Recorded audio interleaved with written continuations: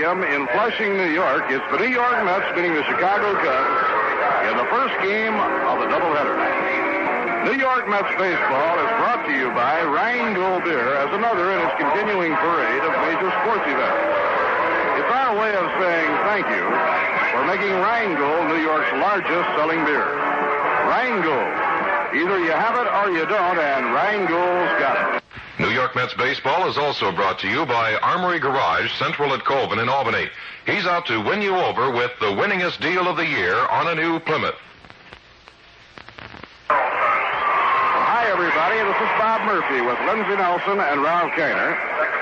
All set with the broadcast of today's doubleheader between the Mets and the Cubs here at Shea Stadium. And as we approach game time, the sun has broken through the overcast, and we have an ideal day for baseball.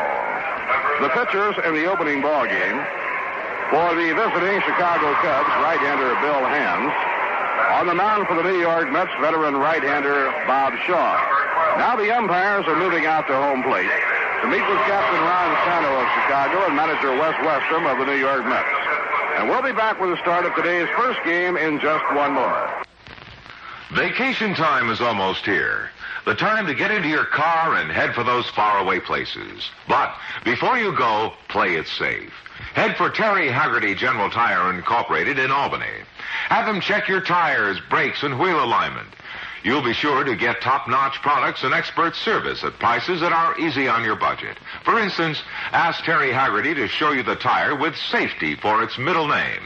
The General Safety Jet. It's a full 4-ply nylon cord tire with tough Duragen rubber tread, really built for long, safe mileage. Or, to be extra sure, have Terry Haggerty introduce you to the all-new Dual 90, the tire that takes care of itself and you. Exclusive, straight-to-seal, seals punctures as it rolls while you keep on driving. Make this a safer summer. Have your tires, brakes, and wheel alignment checked by Terry Haggerty General Tires Incorporated, 3234 Clinton Avenue in Albany.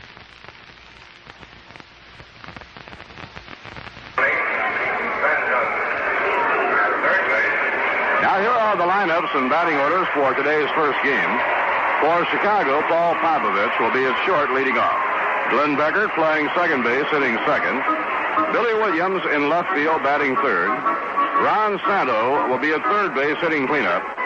Ernie Banks playing first base, batting number 5. Randy Hundley behind the plate, hitting sixth. Ted Savage in right field, hitting seventh. Dolph Phillips in center field, batting eighth. And on the mound, batting ninth, right-hander Bill Hands. For New York, it's Bud Harrelson at short leading off. Charlie Hiller back in the lineup. Chuck will be at second base, hitting second. Eddie Cranepool at first base, batting third. Then cleanup batter Tommy Davis in left field. Ron Swoboda in right field. Ken Boyer playing third, batting sixth. Al Luplo in center field, hitting seventh. Jerry Grody behind the plate, batting eighth. And on the mound, batting ninth, Bob Shaw. Right now, ladies and gentlemen, the crowd rising here at Shea for our national anthem.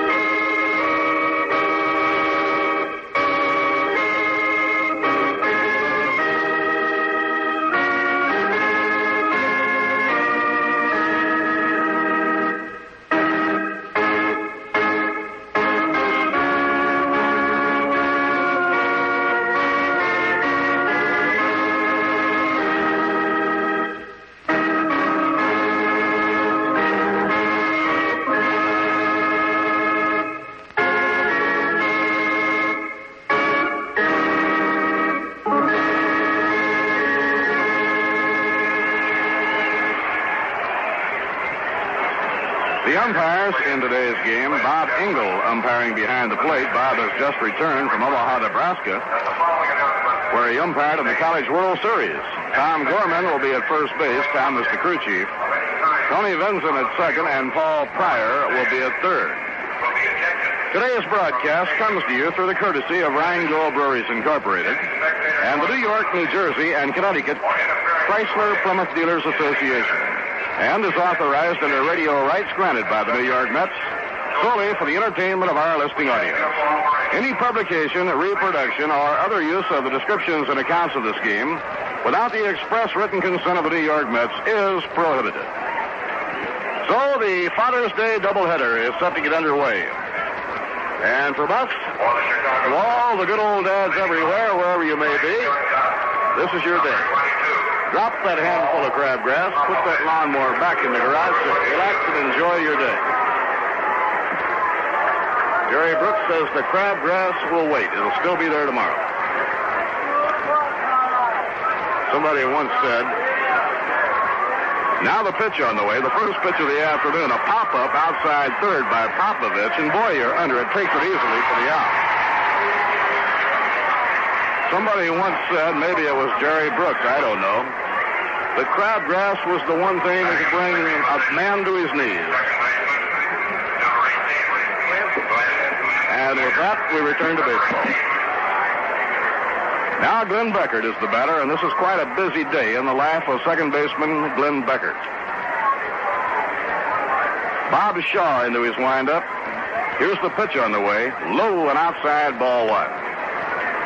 This is a busy day indeed for Mr. Glenn Beckert. He got up quite early this morning out of his bunk at Camp McCoy, Wisconsin, raced to the airport, got a plane to Chicago, made a connection, flew to New York. Now the pitch on the way, outside and low, 2-0. Checked in here at Shea Stadium for the doubleheader, and when the doubleheader is over, he'll grab a plane back to Chicago, another plane back to Wisconsin, and be on hand for Reveille tomorrow morning. The 2-0 delivery, fastball a strike on the outside corner. It is 2-1. Billy Williams on deck. Beckert is right now doing his 2-week tour of Army duty. Sunday a day off, so this is the way he's spending it. The 2-1 delivery, and the fastball is over for a call strike. And if you're Leo DeRocher, you certainly have to admire the determination and spirit of Glenn Beckert. He's a good ball player. Beckert hitting at .297. The 2-2 pitch by Bob Shaw, a breaking ball outside and low, and the string is out, 3-2.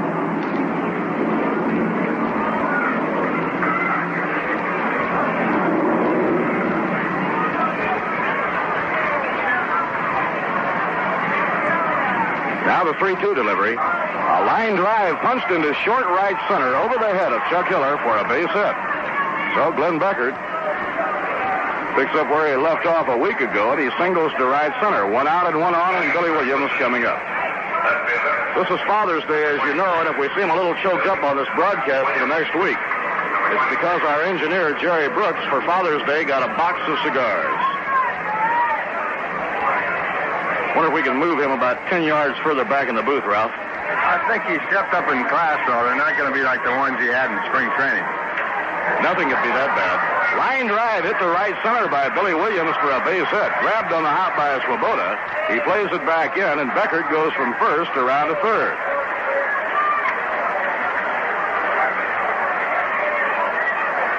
And the Cubs quickly have runners at the corners. Only 1 out, and Ron Santo coming up. Santo hitting .259, has 10 home runs and 37 runs batted in.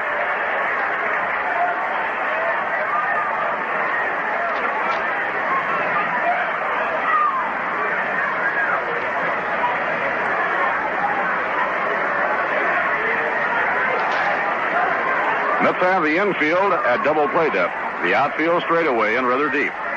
Now the pitch by Shaw is under the knees, 1 ball and no strikes. I forgot to ask Artie Friedman what he got for Father's Day.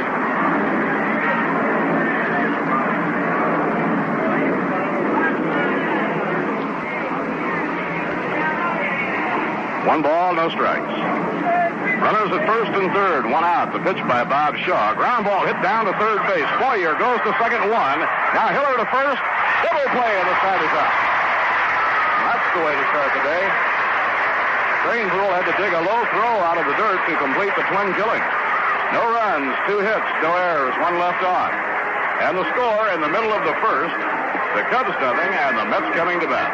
Now here's a word from Rango. Contact Project Control, over. American 1, Kennedy Tower. Clipper 719, right, contact Air France 003, clear for immediate takeoff. Company point departing. Air Force 757, Kennedy Tower. Do you intend to land or go around? 4116. When you're in control at Kennedy International, there's a lot riding on what you say. You can't fake it. No, you can't fake anything. It has to be, you have to know it. You have to get it across to the pilot because he knows that there's other airplanes up there with him. So at a given time of day, you can come look at the radar sometime and you'll see airplanes strung out for 40 miles, 3 miles apart. And it's a ticklish job. Let's be honest, it's ticklish.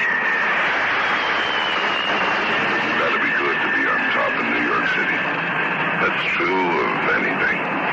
There are 302 different brands of beer trying to make it in New York. 302. But the only one that's made it to the top is Rheingold. Rheingold. In this town, either you have it or you don't. Now the last of the opening inning here at Shea. First game of a doubleheader. New York coming up against right-hander Bill Hans. Hans has won 2 and lost 3. Well, our dapper little statistician, Art Friedman, got a new suit of clothes for Father's Day. I have a feeling Ralph will also get the bill for that in about a month. He's going to be hard to get along with now that he's all duded up. That's something that seems to happen to all the fathers. Turns out that Father's Day really isn't quite as sensational as it's cracked up to be because those bills come in later on. I thought it was pretty great. My young daughter came up the stairs today and handed me a cup of coffee and said, go to work. Bud Harrelson stepping in against Bill Hans. Hans with a record of 2 and 3. I got cooking utensils for Father's Day. You think they're trying to tell me something? Now the pitch on the way, and the fastball is a strike on the inside corner. All those things you love to get, like garden tools, cooking utensils, snow plows. A blooper in the air on the left side of the diamond. Calling for it is the shortstop, Popovich, and he grabs it for the out. Hans made a good pitch on Harrelson. He jammed him on the fist. 1 out and nobody on, and it brings up Chuck Hiller.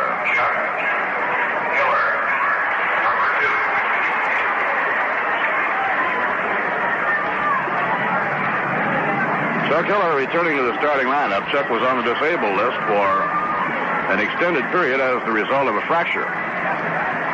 Here's the pitch on the way. Fastball, a strike on the inside corner. Mets and Cubs playing 2. Tomorrow the Mets will be off. They play the Phillies Tuesday night at County Mack Stadium. Bounced slowly down to third. It comes up on a big hop for Sato. He throws to first in time for the out. This is the first ball game that Chuck Hiller has started since the 2nd of May.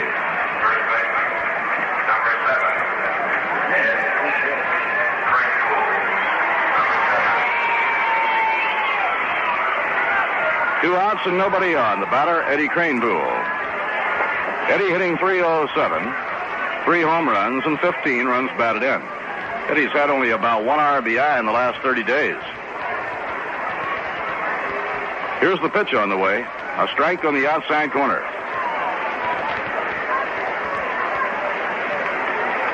Crowd still coming in for the Mets and Cubs in a twin bill here at Shea. Now Hans, the right-hander, winds and pitches, and his fastball is hit foul. Back into the crowd, no play. The Cub battery of Bill Hans and Randy Hundley came to the Chicago Cubs prior to last season in a trade for veteran pitcher Lindy McDaniel. It has proved to be a very happy trade for the Chicago Cubs. Randy Hundley has done a solid job. 2-strike delivery. And it's up high. 1 ball and 2 strikes. The general rule of thumb in baseball, anytime you can trade a pitcher, For a regular who plays every day and can help you, it's a good trade to make. Naturally, there are exceptions.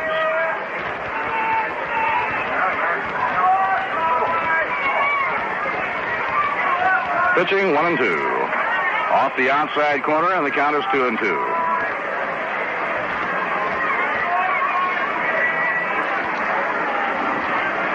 Anybody ever had a name for a ball player? Bill Hand certainly has a fitting name.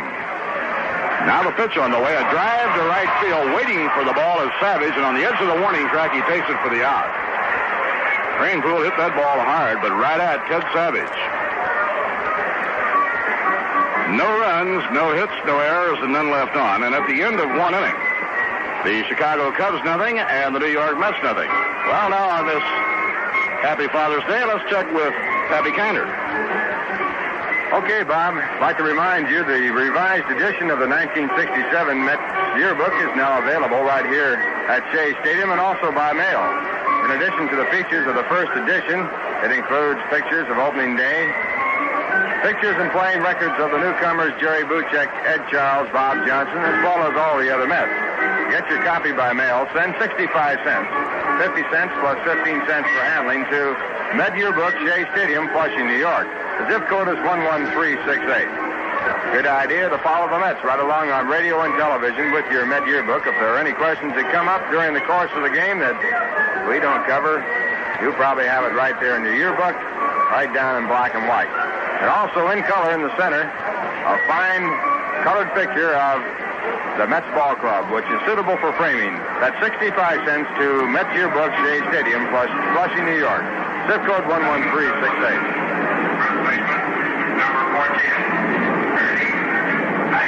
Ernie Banks will lead off against Bob Shaw in the top of the second. What a marvelous crowd they had at the Sheep Meadow in the Central Park last night for Rango's present to New York, the Barbra Streisand concert. They estimated 135,000. Swing and a miss, strike one. Ralph, I understand that Barbara sang 33 numbers. What a great evening that must have been. You got to have a great voice to sing that much. She's got a great voice. What a talent.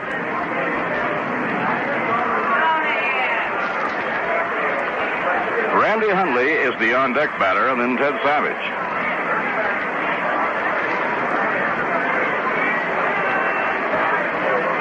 The windup by Shaw, the pitch thrown, a drive that may go foul, hit deep down the left field line, a foul ball in the corner.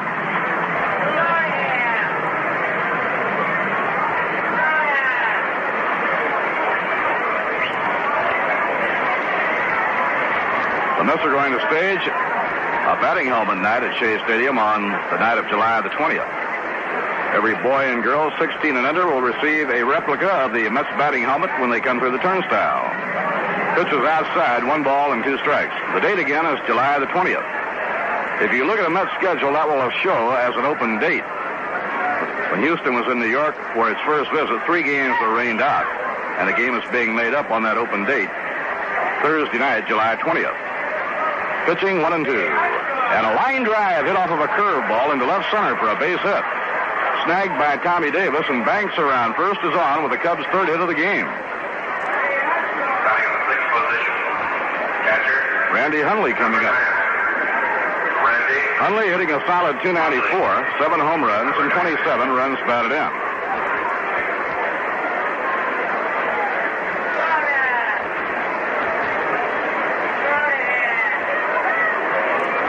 Eddie Kranepool will hold against the runner. Bob Shaw up in pitching position. Now delivers, and the fastball is a strike on the outside corner. Joey Amalfitano coaching at first base, and on the lines at third, Pete Reeser. Mets have the infield looking for 2. Hiller is shaded toward second. Now the pitch on the way, and a drive toward the gap and left center in for a base hit. Run down by Luplo. Around second is Banks heading for third. The play coming to second, not in time, a double.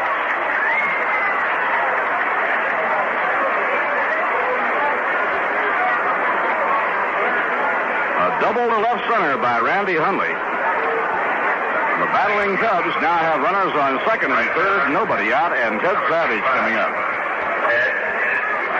The Cubs have a solid hitting ball club. They score a lot of runs.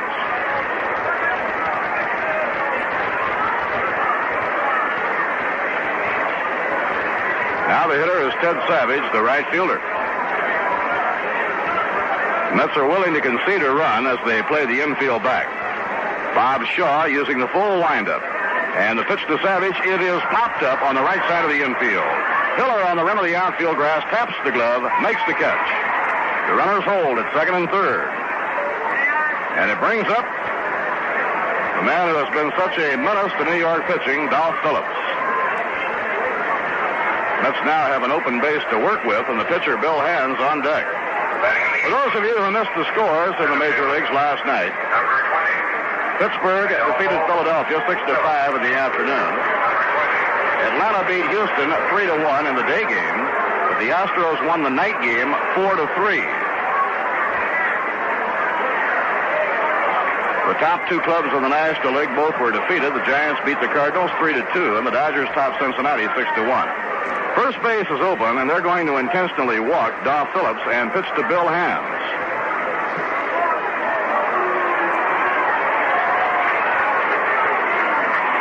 That was quite a play by Bob Shaw in getting Savage on an infield pop fly because he can now intentionally pass Dolph Phillips.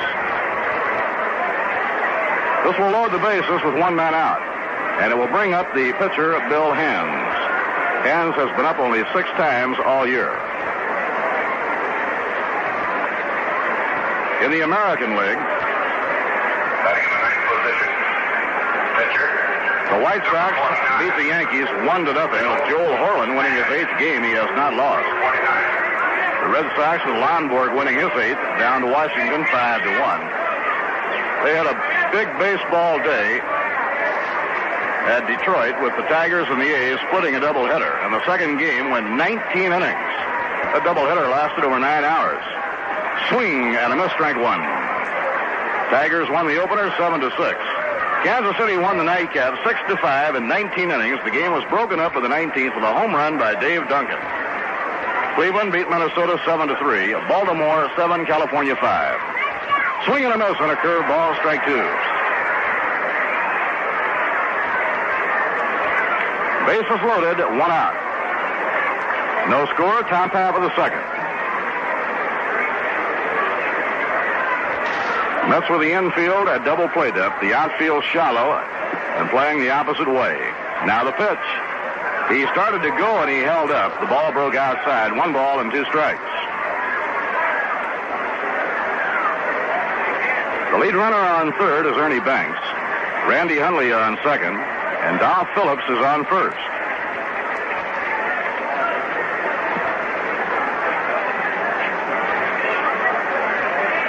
Jack LeMay working in the bullpen, and he held again on the swing, and Grody thought they had him struck out. And Grody is really arguing with Bob Engel. This one is a big one. The Mets thought they had him struck out. And Wes Westrom comes to the top of the dugout and yells something out to Tom Gorman. That's twice in a row. Hands has checked on the swing, and both times it's been called out of the strike zone. Now the count is 2-2 on Bill Hands.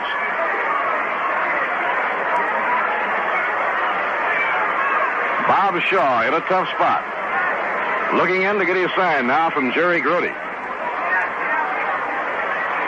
Now the windup by Shaw and the pitch. Strike 3 call. The curve is over at the knees. Now there are 2 away. And the leadoff batter, shortstop Paul Popovich, is coming up. Popovich 0 for 1. Fouled out to Kenny Boyer to start the afternoon.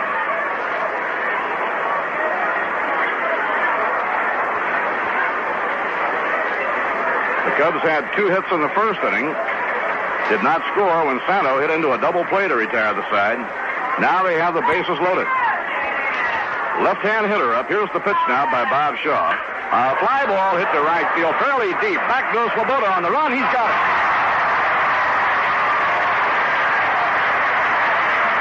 Side retired.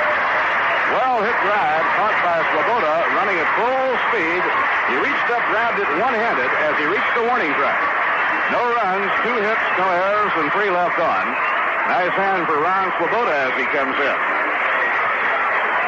At the end of an inning and a half, the score, the Cubs nothing and the Mets nothing.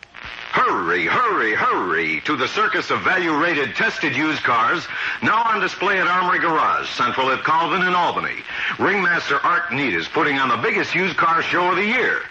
At used car headquarters this week are Bonnevilles, Mustangs, 300s, Barracudas, Impalas, Furies, and the spectacular Crowns and DeVilles. You'll cheer at the lowest prices ever on these mint-condition beat beauties that are ready to roll. At Armory, the selection is so great you'll probably find the right car at the right price on your first visit. And if by any chance you didn't stop in again and check the stock, there are new arrivals daily. You can buy, sign, and pay at Armory, home of 101 time payment plans. Take years to pay. In fact, the first payment won't be due until August. Hop on the bandwagon and drive into Armory Garage, Central at Colvin in Albany. Hurry, hurry, hurry.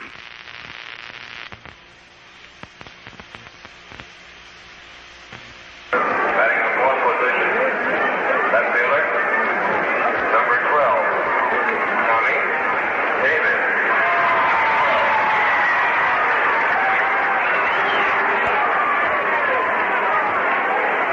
Now we go to the last of the second, and Tommy Davis will lead off against right-hander Bill Hans. Hans, 27 years old, is from Hackensack, New Jersey, the hometown of our flagship station and our Mets baseball network, WJRZ. Now the windup. Here's the pitch by Hans. Low and outside, ball one. Bill Hans attended Ohio Wesleyan and also Fairleigh Dickinson. Fairleigh or Farley? Farley, I believe. I think you're right. Ball two, it's 2-0. What about it, Art?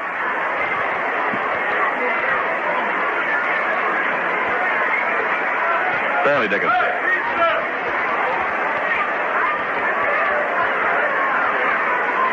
2-0 delivery, and it's a smash through the middle by Tommy for a base hit.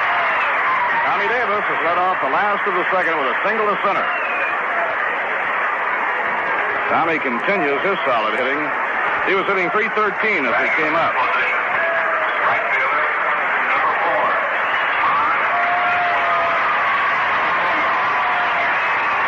4. Good hand for Ron Swoboda. He made a good catch on that drive hit deep to right with the bases loaded by Paul Popovich. Ron caught the ball running full tilt.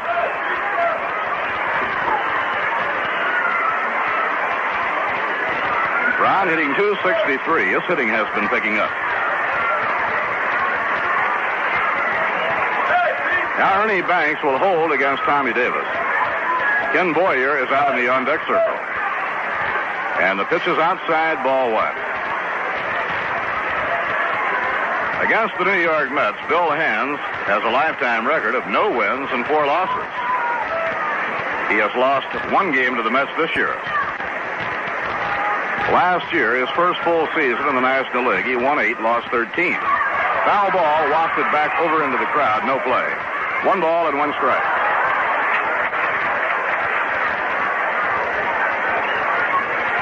Jocko Conlon, who umpired in the National League for 25 years, is in town. Jocko has a book coming out, his memoirs. Jocko is one of the most colorful umpires the game has ever known. The name of the book is Jocko. 1 ball, 1 strike on Ron Swoboda.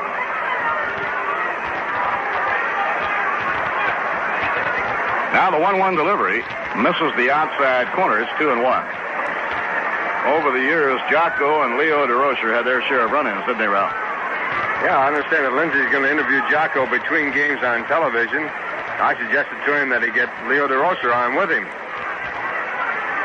Let him kick a little dirt on the shoes. Way inside and high. Down he goes. That was really a strange incident that took place in Los Angeles when Jocko and Leo got into a shin-kicking contest.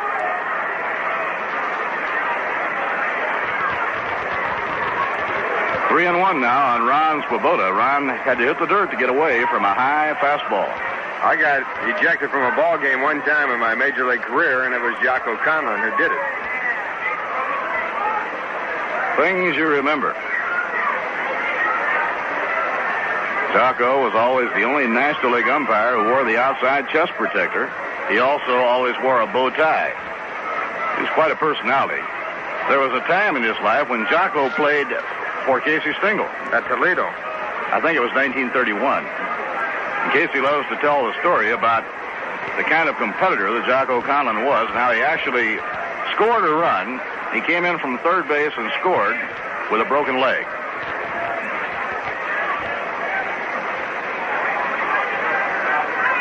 Three and one the count on Ron Swoboda.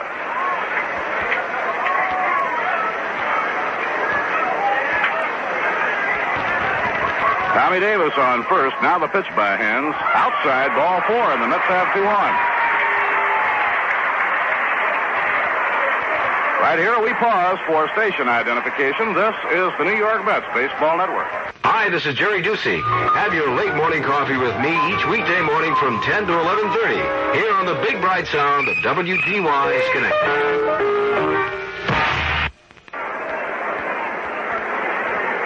Bob Murphy with Ralph Kiner and Lindsey Nelson. The Mets have a threat here in the last of the second inning. Runners on first and second, nobody out. Ken Boyer is coming up, and Leo DeRocher has sent his pitching coach, Joe Becker, out to the mound to talk to Bill Hands.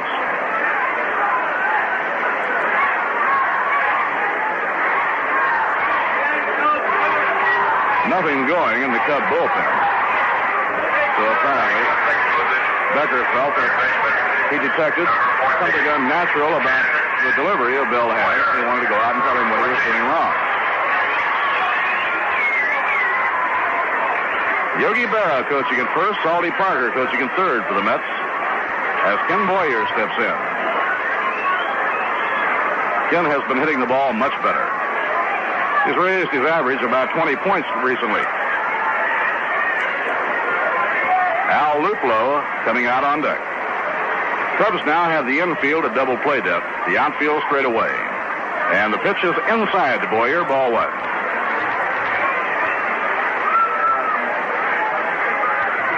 Kenny currently has a 5-game batting streak.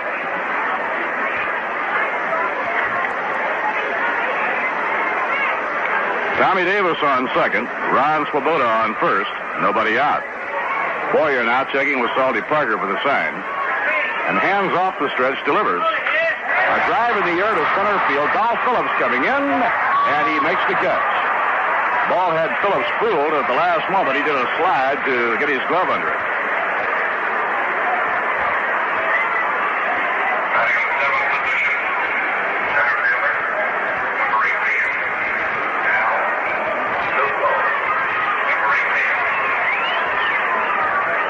Boyer hit the ball hard, but right at the center fielder, Dolph Phillips. Now the hitter is Al Luplo. Al hitting .213. No score, last half of the second. Mets have a threat.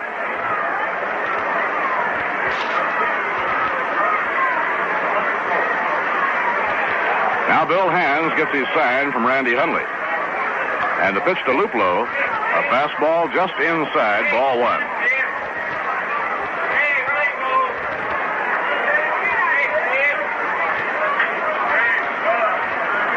The Pirates, the Phillies, the Cardinals, the Giants, and the Braves are here during the next homestand. Now the pitch on the way, and the breaking ball is taken high, 2-0. Looks like Cal Kuntz will start warming up in the Cub bullpen.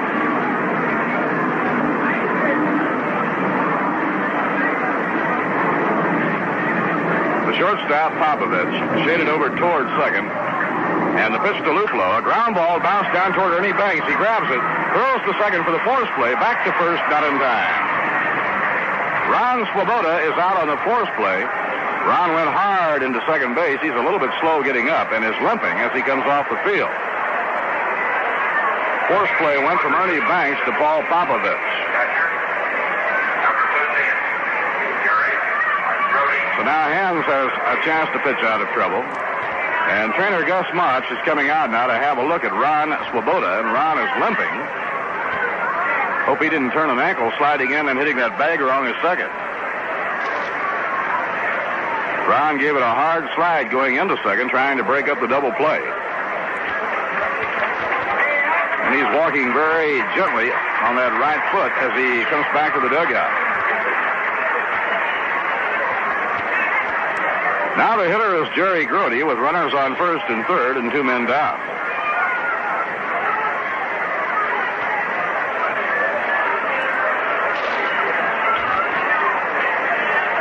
Jerry hitting 159.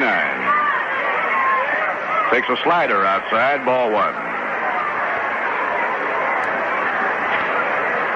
Mets had runners on first and second, nobody out. Now it's runners on first and third, 2 men down. Now the pitch by hands, foul tipped. 1 ball, 1 strike.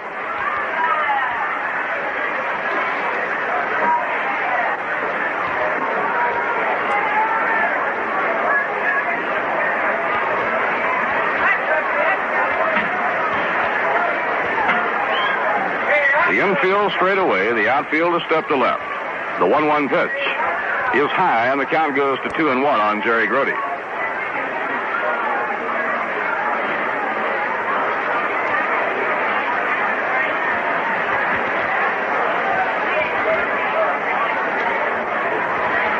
A doubleheader between Kansas City and Detroit last night at Detroit lasted 9 hours and 5 minutes. That is an American League record. The Major League record in time consumed held by the Mets and the Giants for their marathon twin bill here at Shea Stadium. The second game alone lasted 7:23. Now the pitch. Fastball high, 3-1. Bill Hands will not be giving Grody anything fat to hit at with the pitcher on deck.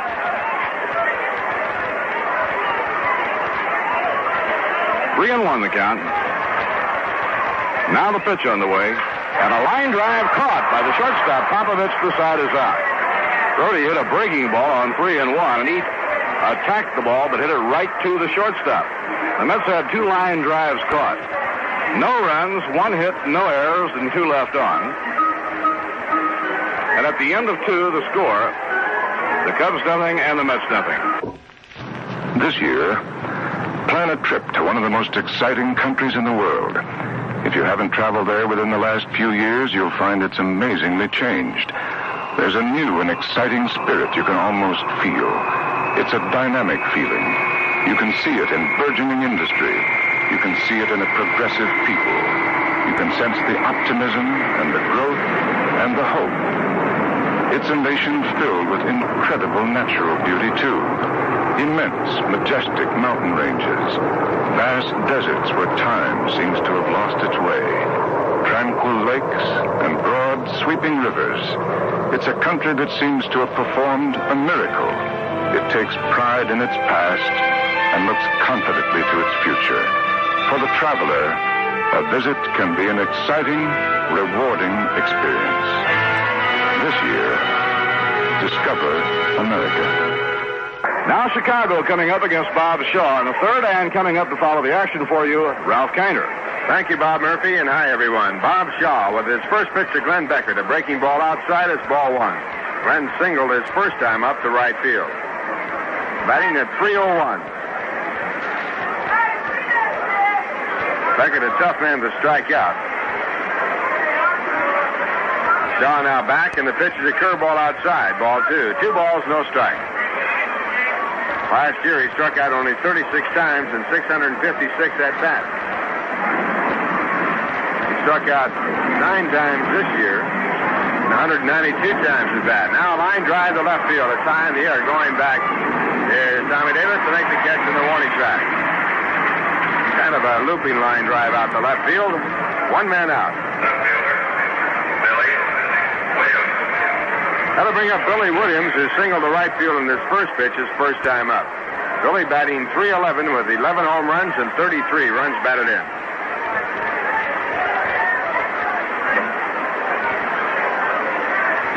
Bob Shaw has given up no runs, allowed 4 hits. 2 in the first and 2 in the second. The first pitch is swung on and fouled. Ball off the glove of Jerry Grody, strike 1. Bob has struck out 1. He also has walked 1. It was intentionally. A double play in the first got him out of a jam, and in the second, a fine catch by Ron Swoboda in right field with the bases loaded got him out of a jam. catch by Rahm was better than fine. It was a great catch. Now at 1 strike, the pitch hit hard down towards second base. Chuck Hiller knocks it down. A one-hopper. He picks up, throws to first base in time for the out. Well hit ball, and Chuck Hiller got to it to knock it down and then made the play. 2 men away. 2 balls well hit by the Cubs. Mets picking up 2 out. We're in the top of the third. Look for the Rango Chug-a-Mug special display at your local stores in New York and New Jersey. The Chug-a-Mug looks and sounds just like what it is. A good thirst-quenching drink of beer. 12 ounces of Rheingold Extra Dry. And you can drink it right from the mug. Ron Swoboda, out in right field, evidently okay after his slide at second base. Now the first pitch to Ron Santo, a curveball over a called strike.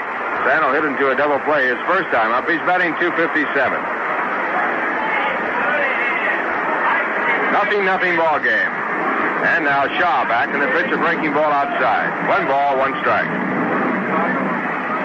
Good crowd in hand here today. If you're in the area, some good seats available, and a doubleheader to come your way.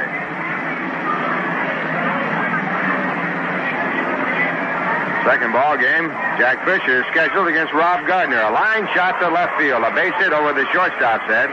Tommy Davis has it and throws on back to the infield, and Ron Santo stops at first. 5th base hit for the Cubs.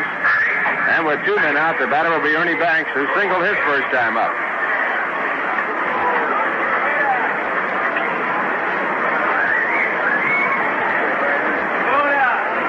Ernie Banks batting .307 with 10 home runs and 33 runs batted in. And the first pitch to Banks is hit high in the air toward left center field. Going back on the warning track is Al Lupo. He's there. He can't get to it. And it's going and it's gone.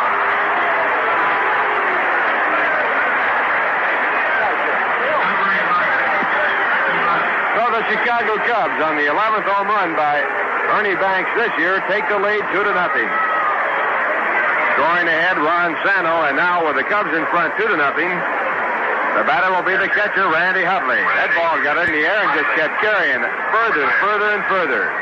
Al Lupo going back was at the warning track and then ran into the wall with his shoulder as he tried to stay with it. The wind blowing out toward left field and the ball riding all the way. Randy Hubley, a right-hand batter.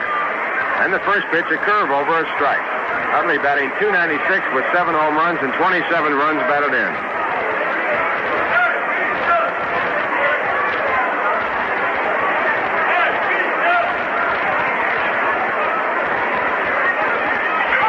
And the next pitch is hit out to left field. Deep to left field, going back at Tommy Davis. It's gone. Randy Hubley with a home run. A line shot to left field, caught in the bullpen by the Chicago Cubs. And now the Cubs lead 3-0. That is his 8th home run. Cubs exploding for 3 runs here after 2 men were out. But the 2 men that were out on line shots. The ball has really been hit hard off Bob Shaw in this ball game.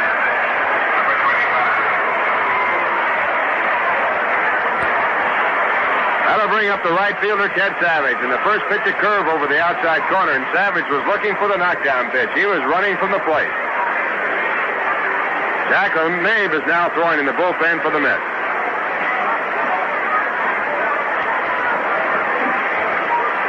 And the 1 strike delivery right at Savage's head. He goes down hard. And that is ball 1. Ball going all the way back to the screen.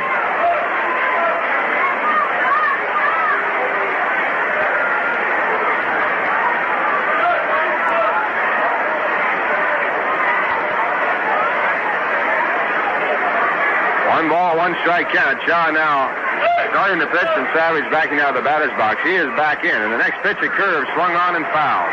1 ball, 2 strikes. Cubs 3 runs and 7 hits. Mets have no runs and 1 hit. 2 men out. We're in the top of the third. Now the right-hander at 1-2 and the pitch to Savage. Curveball over the outside corner, strike 3 called, and Savage didn't like the call. That retires the side, but in the inning, the Cubs score 3 runs on 3 hits, 2 home runs in the inning, and the score after 2.5 innings with no one left on base. The Cubs 3, the Mets nothing. Another bright idea from the folks who care. Bake the Tobin's First Prize tenderized ham you'll be getting for the upcoming holiday with a honey orange glaze. Cooked that way, no ham, even a First Prize ham, ever looked or tasted better. About 30 minutes before it's done, remove your First Prize ham from the oven. Score, stud with whole cloves, and apply the glaze, which you've made by mixing 1 cup honey, 1 cup brown sugar, and 1/2 cup orange juice. Then finish baking. Magnifique, as the French say. What else? A Tobin's First Prize tenderized ham, sugar-cured, hardwood smoked, pork tender. It's the Holiday Ham Deluxe. The very best meat. The very best meat. Makes the very best meal. Makes the very best meat. So look for the meat. So look for the meat. With the First Prize seal. With the First Prize seal. First Prize products from the folks who care. Tobin's. Delicious.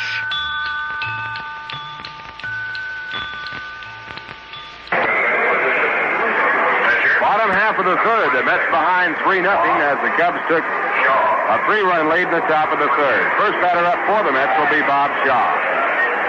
Bob, batting for the first time, has been about 16 times this year without a base hit. On the mound for the Cubs, Bill Hands. He has given up 1 base hit, a base hit by Tommy Davis. And the first pitch to Shaw is taken high and inside, ball 1. Pitch just missing the inside corner.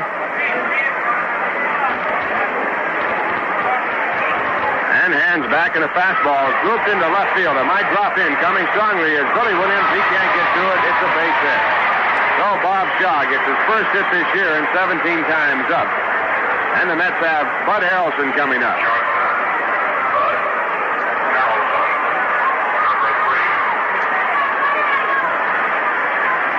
Bud popped to shortstop his first time up. His average at 243, batting left-handed against the right-hander Bill Hands. Monsanto even with the bag at third base. Ernie Banks playing behind Bob Shaw at first base, not holding him on. And the first pitch is grounded out towards second base. A chance for a fourth play, that's all. No throw to first base as the play goes to second, where Paul Popovich makes the play at second base.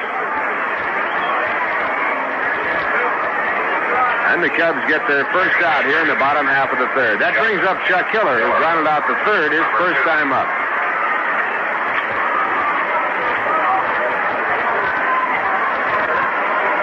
Mets trailing 3-0, 1 man out, bottom half of the third. Hiller, a left-hand batter, hitting 100. He has been at bat 40 times with 4 base hits. Chuck out with a broken hand for quite some time. And the first pitch is popped off the hands into shallow center field. Beckert going back. Coming in is Adolfo Phillips, and Beckert makes a fine running catch away from the diamond. 2 men away. Glenn Beckert, who flew here from his training camp this morning, located out by Chicago. He has a week to go on his training period, but got in here for this doubleheader. That brings up Eddie Kranepool, who had a vicious line drive to right field that Ted Savage caught in his first time at bat. And Bill Hands with his first pitch. It is hit to center field, a fly ball out there. Adolfo Phillips waiting for it. He makes the catch, and that retires the side. No runs, 1 hit. The Mets get their second in the ball game. No errors, a man left at first base, and the score at the end of 3. The Cubs 3, the Mets nothing. It's the top of the 4th inning. The Cubs coming up, they lead 3-0. Bob Shaw has given up 3 runs and 7 hits. 2 of the hits have been home runs. One by Ernie Banks with a man on, the other by Randy Hundley. Ted Savage struck out. And now the batter, Adolfo Phillips. And the first pitch, a curveball. It's low and ball 1. Phillips walked his first time up.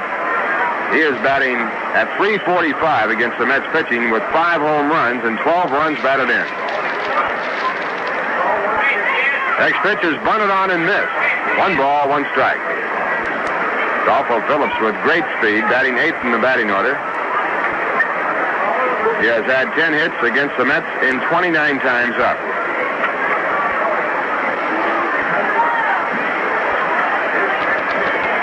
Now the next pitch is swung on and fouled down in the dirt. 1 ball and 2 strikes.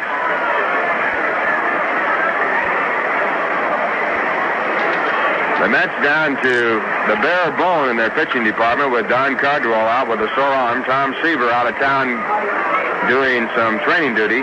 The next pitch inside and high, ball 2. 2 balls, 2 strikes. And with a doubleheader schedule, it's not easy. Last night, Wes Westrom, as he put it, had to burn one, meaning he had to almost give the game away because he had no bullpen. Jack LeMahieu is also injured, but he is available to pitch. He let Bill Dennehy pitch as far as he thought he could, hoping that he could hold the Cubs, but he couldn't do it, and the Mets lost 9-1. Next pitch is inside, a breaking ball. Adolfo Phillips backs away. It's ball 3. 3 balls and 2 strikes. There are a lot of considerations when you're a manager because you have to have your pitchers in shape. Here's a 3-2 pitch. Breaking ball, sort of a check swing, a half swing, grounded foul to the left side. Now remains 3 balls and 2 strikes.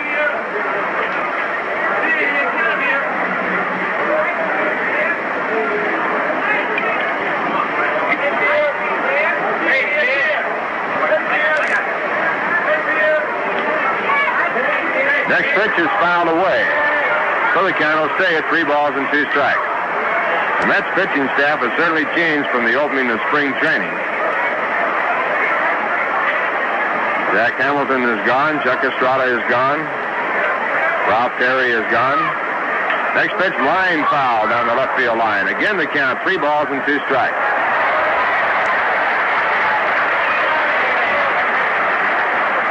Mets have added 2 left-handers, Bob Hanley and Nick Rohite.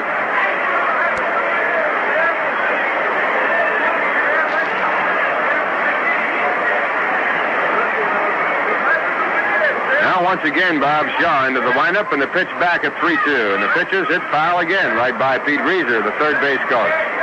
So Adolfo Phillips spoiling pitch after pitch. Phillips had a reputation of striking out a lot, but this year he has really cut his strikeouts down. He has struck out a total of 39 times. Now he takes high. And it's ball 4. Second walk given up by Bob Shaw. His first was intentional to Adolfo Phillips. That'll bring up the pitcher, Bill Hands, with no one out here in the top of the 4th. Mets are looking for the sacrifice. Hands struck out his first time up. 0 for 7 this year. And the first pitch, Phillips running. The throw to second in the center field. Phillips is up.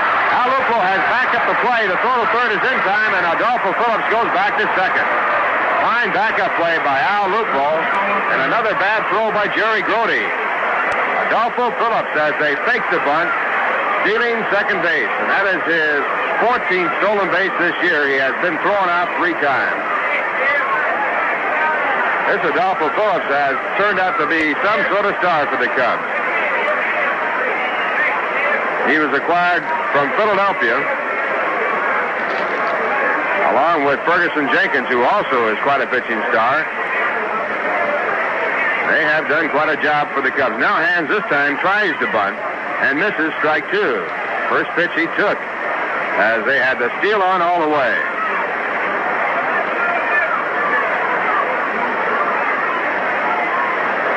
No chance to get him. The throw, if it had been perfect, would not have picked him up.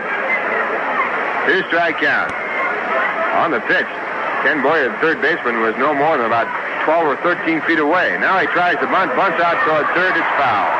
Jerry Grody gloves it in foul territory to make sure it would not roll back, and the count has now become a strikeout. Bunting foul on the 2-strike pitch. Mets get their first out. Adolfo Phillips at second base with the batter coming up. The shortstop, Paul Popovich.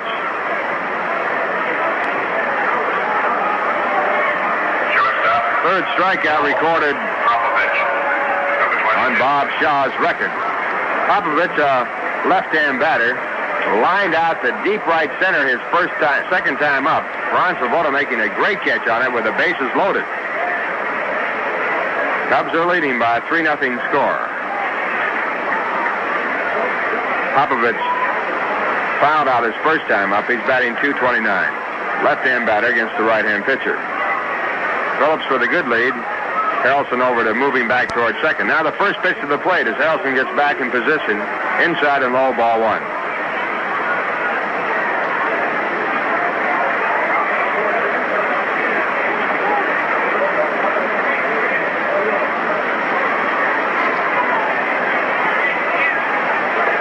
One ball, no strikes, and Shaw back again. And the pitch is in the dirt, knocked down by Jerry Grody. A good block. Phillips holds at second base. 2 balls, no strikes.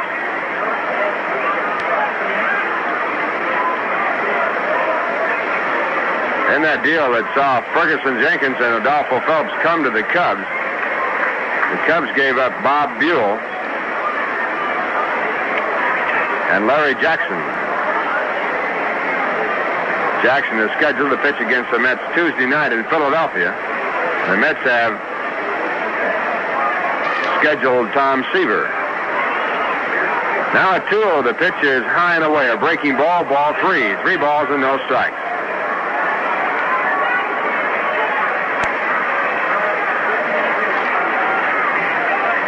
On deck batter, Glenn Becker, the right-hand batter.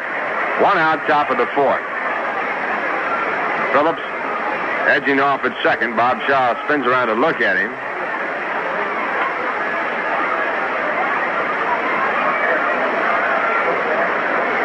And the 3-0 pitch. Fastball through, strike 1.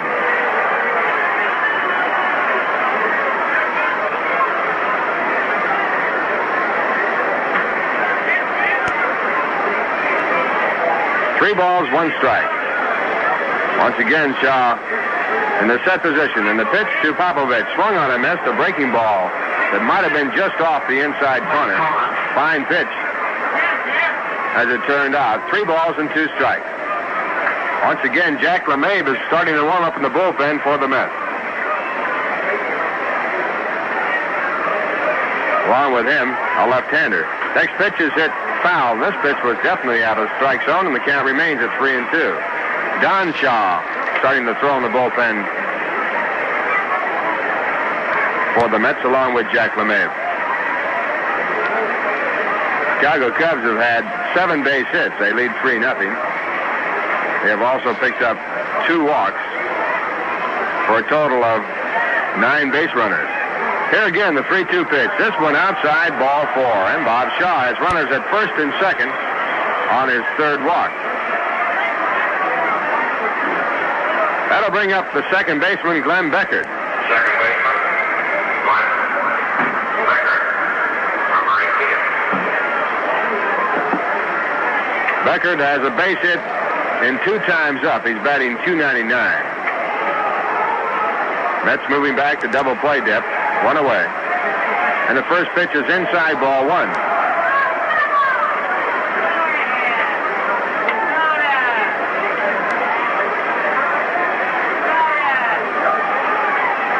One ball, no strike. Shaw now back again. The pitch is grounded out to short. They'll have to hurry to make 2. They'll throw to second in time. On to first base, not in time. Once again, a bad throw by Chuck Hillers. He was taken out on the play at second base. Ball bouncing to first base, and once again, Eddie Kranepool coming up with a fine pickup. That puts runners at first and third. The Mets have their second out here in the top of the 4th, and the Cubs have Billy Williams coming up.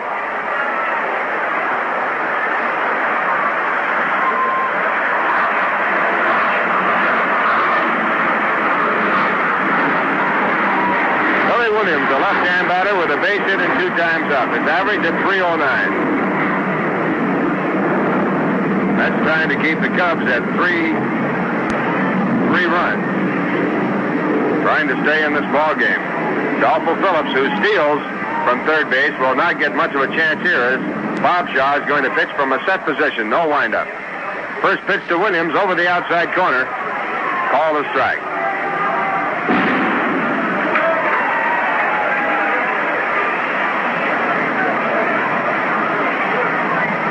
Beckert at first base with a short lead. Once again, Shaw in the set position with Adolfo Phillips at third. Here's the pitch. Swung on and missed the curveball over the inside corner. That gives Bob Shaw a 2-strike count. Williams got his 11th home run yesterday's ball game. He has driven in 33. Beckert with a lead already at first. Shaw had not got his sign. Now Beckert edges off. He's running, and the pitch is taken high. The throw is faked to second base also. No chance for a play at third as Adolfo Phillips did not come down the line. So on that play, they give a stolen base. That is Beckert's third this year, and the Cubs now have runners at second and third. The count 1-2.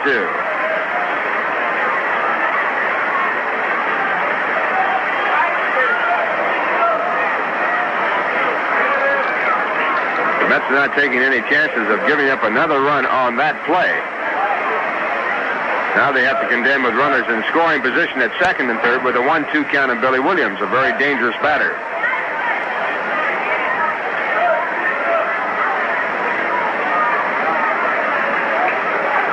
Two men away.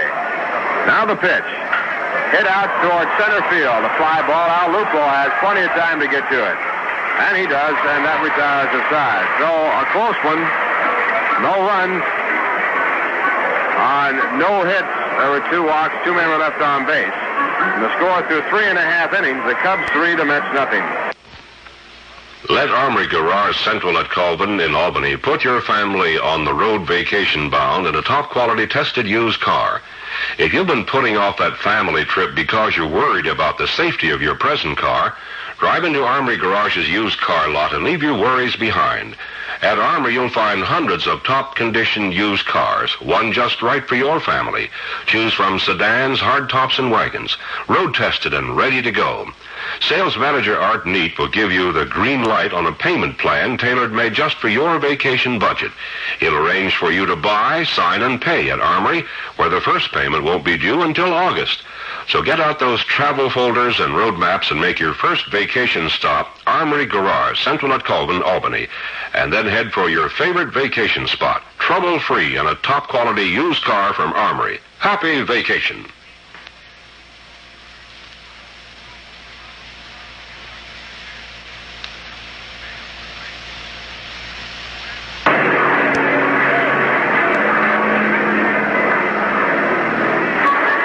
To the bottom half of the fourth, the Mets trailing by 3 runs. And right now, let's pause for station identification. This is the New York Mets Baseball Network. This is Martha Brooks.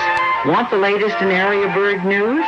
Listen to Martha Brooks at 11:30 a.m. on the Big Bright Sound. Here on WGY, Schenectady. The Chicago Cubs in front 3-0 as the Mets come up in the bottom half of the fourth. This is Ralph Kiner along with Bob Murphy and Lindsey Nelson from Shea Stadium. The first game of a doubleheader. If you're out this way and you'd like to take in a fine baseball situation on a very good day for baseball, there are plenty of good seats available. Tommy Davis, the first man up for the Mets, and the first pitch by Bill Hands is swung on a miss, strike 1. Tommy, a base hit his first time up, has now hit in 5 consecutive ball games. Now he swings the curve that is just off the outside part of the plate, strike 2.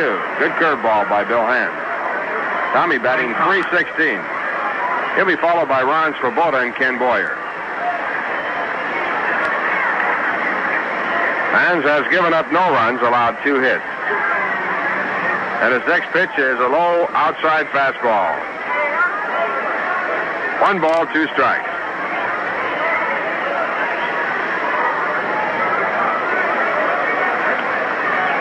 And the right-hander taking the signs from Randy Huntley.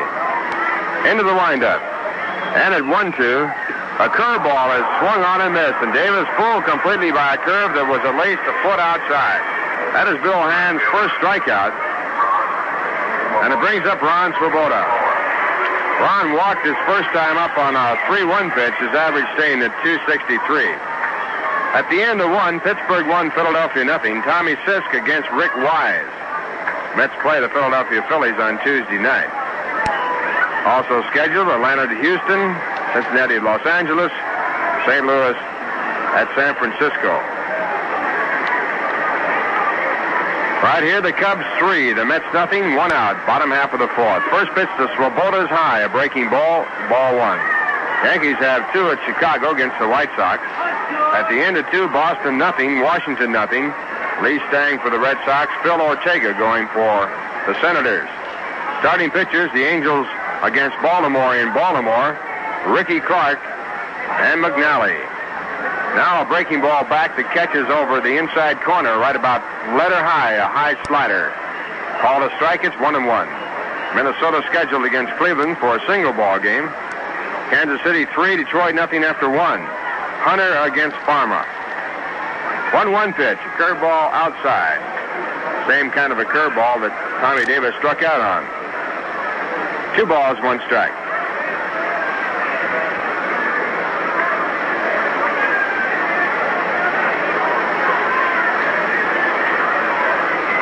Bill Hands with a record of 2-3. Now back again. And a fastball is grounded out toward shortstop. Taken on the second hop by Paul Popovich. His throw to first base picks up Ron Swoboda easily.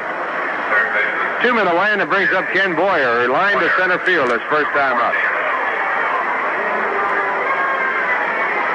Boyer batting .231.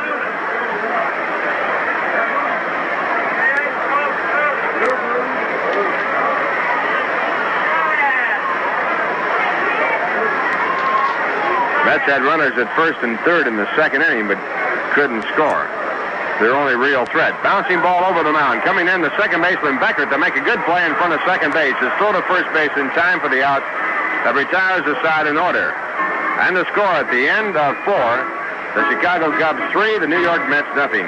Now coming in here for the play-by-play, Bob Murphy. But first, here's a word from Rheingold. Look, you can't pull the wool over their eyes. You can't kid the public around here.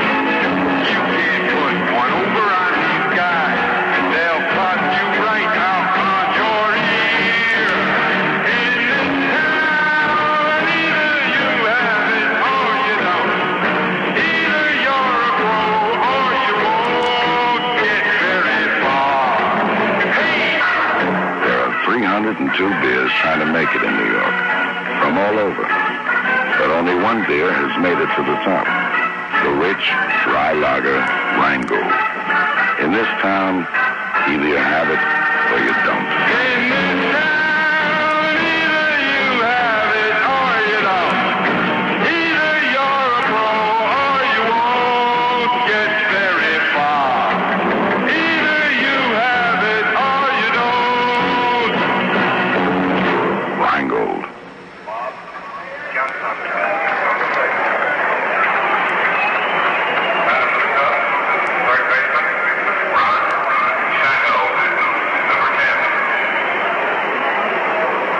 Ron Santo will lead off in the 5th inning against Bob Shaw. Chuck Hiller has come out of the ball game, and Bob Johnson is now playing second. Now Shaw into his windup. The pitch and the curve is fouled against the leg of Ron Santo. Well, I hope Chuck Hiller's wrist isn't bothering him. Wrist to the hand. Chuck was starting his first ball game today since the 2nd of May.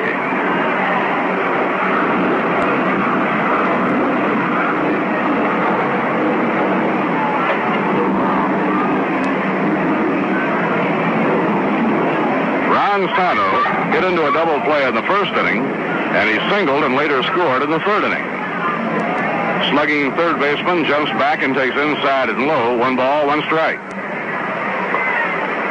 Today's doubleheader winds up the homestand. The Mets have a 1-week road trip. They'll play in Philadelphia and Atlanta. The 1-1 pitch by Shaw. Drive in the air to center field. Back goes Luplow. He's there, and he makes the catch. That ball started to die suddenly, and Luplow had to lunge forward and grab it just before it hit the grass. 1 out and nobody on. Ernie Banks stepping in.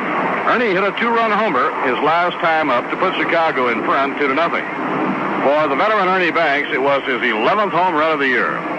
Ernie now has 11 home runs and 35 runs batted in.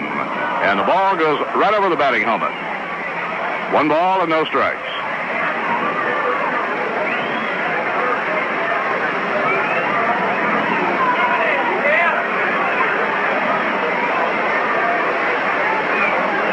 Now the windup. Here's the pitch by Shaw. Fastball outside. Ball 2, 2-0. Mets come back from their 1-week road trip. They have a long homestand coming up. A homestand that will take them right up to the All-Star break.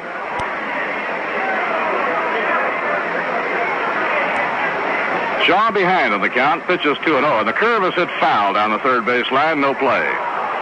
When the Mets return, they'll open the homestand with a series with Pittsburgh. Monday night, the 26th, and Tuesday afternoon, the 27th. Tuesday afternoon, the 27th, is the day they will be shooting the sequences for the odd couple. And the pitch is over for a call strike. The first inning that was. He's in the clubhouse now, and is having ice packs applied to it by Gus Mars. Gus says it doesn't look like anything serious, but they will take precautionary x-rays in the morning. Count is 2-2. This has been a hard luck year for Chuck Hiller. Chuck starting his first ball game since the 2nd of May, and the reason he left the lineup, he sprained his ankle running out a ground ball that he hit in the first inning. The pitch on the way is high, ball 3, 3-2. So Chuck is in the training room right now with ice packs on the ankle. Trainer Gus Marsh says it does not appear to be serious, but precautionary x-rays will be taken. Pitching 3-2. Ground ball bounced to shortstop. Harrelson snags the hop. The long peg is in plenty of time. Banks is out, 2 men away. 2 outs and nobody on. Now Randy Hundley coming up. Chicago had back-to-back home runs in the third inning. Banks connected with a man on, and then Randy Hundley hit one. Randy hitting .302. The home run was his 8th of the year, and he picked up his 28th run batted in. The Cubs lead 3-0. We're at the top of the 5th inning.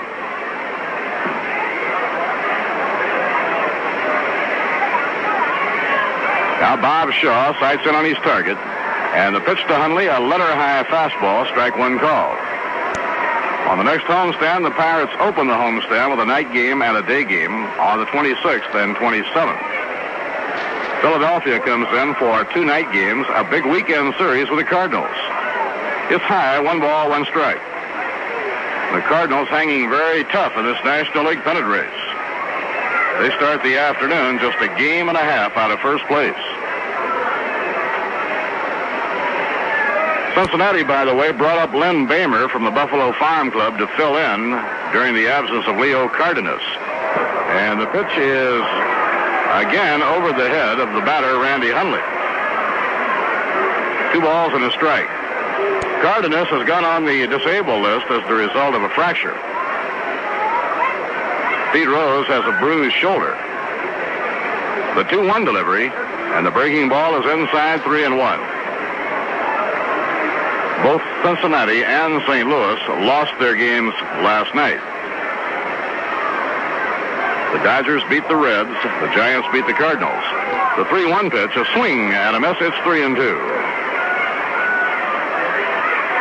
After the Cardinals series, the Giants come in over the 4th of July with games on the 3rd, 4th, and 5th.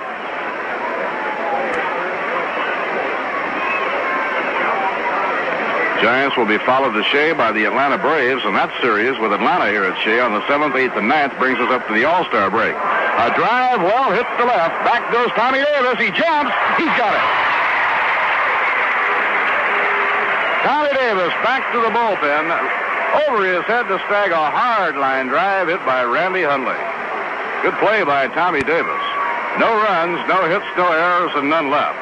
So we've come halfway at the end of 4.5 of the opening game. The Cubs 3, the New York Mets nothing. Have you heard what's going on at Gulf service stations? It's Big Tire Days at Gulf. Gulf dealers are now featuring outstanding values on all Gulf tires. Big trade-ins, too. Generous allowances on your old tires. Big selections. A complete range of sizes in the entire Gulf tire line. And remember, when you buy Gulf tires with a Gulf travel card, there's no down payment, no carrying charges, and months to pay. Big tire days are going on at Gulf. Get in on them.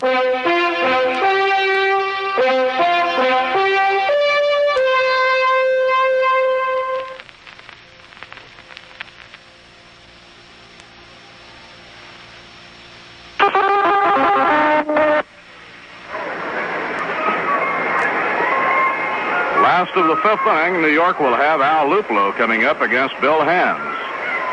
Bill, 27-year-old right-hander from Hackensack, New Jersey, has won 2 and lost 3. Hands had some very successful minor league seasons in the Giant farm system before being dealt to Chicago.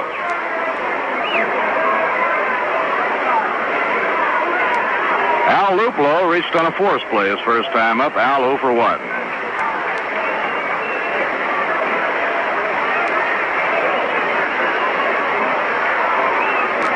Now Hands winds and pitches, and he misses inside and low, ball 1. Chicago, 3 runs, 7 hits, no errors. New York, no runs, 2 hits, no errors.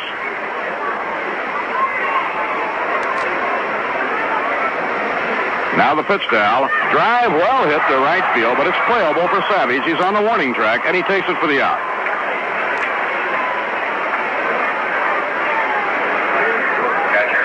Now Jerry Grody. Jerry hit a hard line drive right to the shortstop, Paul Popovich, his previous time at bat. When he lined out to short, the Mets had runners at first and third.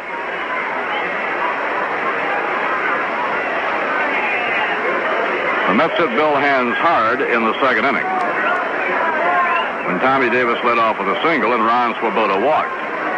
But Kenny Boyer lined out hard to Phillips in center. Luplow then reached on a force play, putting runners at first and third, but Grody lined out to short. Hit hard, foul down the left field line. Line drive, foul by a couple of yards down the left field line.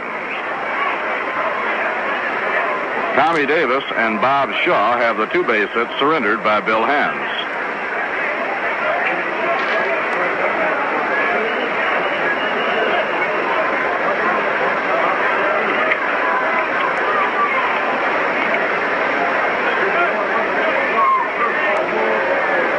One ball, 1 strike. The way the Cubs have been hitting home runs, they're going to be up there challenging the Atlanta Braves and San Francisco Giants for the home run lead.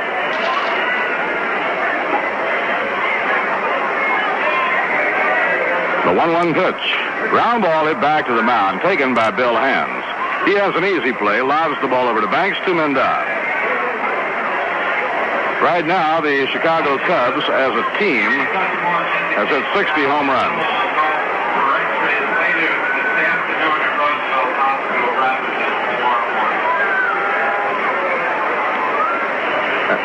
Right now, the Atlanta Braves lead the National League in home runs as a team with 66. The Giants have hit 64, and the Cubs have hit 60. Cleon Jones is coming up to bat for Bob Shaw. Jack LeMahieu getting ready in the bullpen.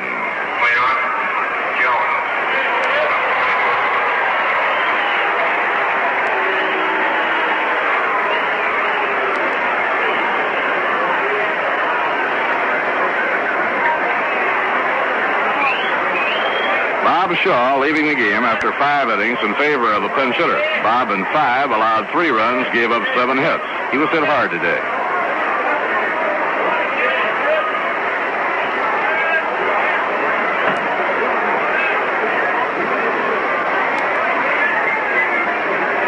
Now the pitch on the way to Cleon. A line drive caught by the shortstop, Popovich. Well, that's the second hard-hit line drive that he's flagged out. The side is retired. Cleon can't get a break. No runs, no hits, no errors, and none left on. 5 innings complete.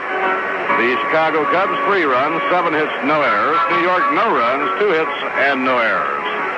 And the ground crew now comes out to manicure the diamond for the second half of the ball game. July the 8th, just before the break for the annual All-Star game in the baseball season. Saturday night, July the 8th, the New York Mets are meeting the Atlanta Braves. That'll be at the end of that long homestand that opens up following the one-week road trip. And that's the date set aside for the nostalgic event, the annual Old Timers event. Tribute being paid to George Weiss, who put together the New York Mets organization. The 1960 Yankee team and the 1962 New York Mets team being invited back for the Old Timers event. The 60 Yankee Club was the last club George headed there, and the 62 team was the original Mets club assembled by George Weiss. So it'll be interesting and fun to welcome back those who were here on the original Mets ball club. Wonderful guys like Roger Craig, Richie Ashburn, Gus Bell, Jim Marshall, Gene Woodling, Carlton Willie, Bob Miller, Jay Hook, Frank Thomas, Hobie Landreth, Sally Hemus, Ken McKenzie. Invited guests such as old reliable Tommy Henrik will be here, and so will Whitey Ford, one of the greatest of all times. Charlie Keller, Big Bob Serve, and Eddie Lopat. The newest member of baseball's Hall of Fame, the famed Little Poison, Lloyd Wainer, will be here. And one of the great baseball managers in the history of this game, Joe McCarthy, as well as Hall of Fame catcher Bill Dickey. The date again is July the 8th, Saturday night, the Mets playing the Atlanta Braves, and there will be an abbreviated game between the young old-timers. Now, Jack LeMahieu is in to pitch. Jack has won none and lost one. He suffered a muscle pull in the groin starting a ball game here at Shea against the Atlanta Braves back on the 28th of May. And was sidelined from May 28th until he tried it again out at Chicago on June 11th. But his leg was obviously not ready at that time. So LeMahieu has had another week to give the leg a chance to heal. Bob Shaw in 5 innings allowed 3 runs, 7 hits, walked 3, struck out 3. The right fielder, Ted Savage, is up against Jack LeMahieu as we go to the 6th inning. A swing and a miss, strike 1.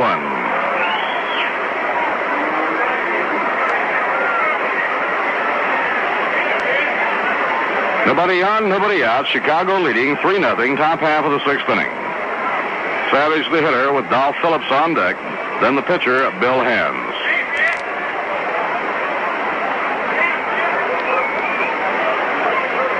Now the windup by LeMahieu, and the pitch on the outside corner, strike 2 called.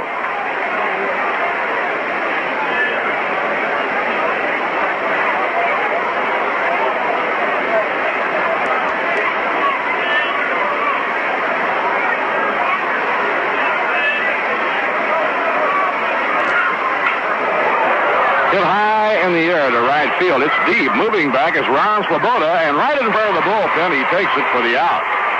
Ron had it all the way. But as the ball carried well to the opposite field, he had to keep moving deeper, and he was finally right up against the plexiglass that enables the fans to see through into the bullpen.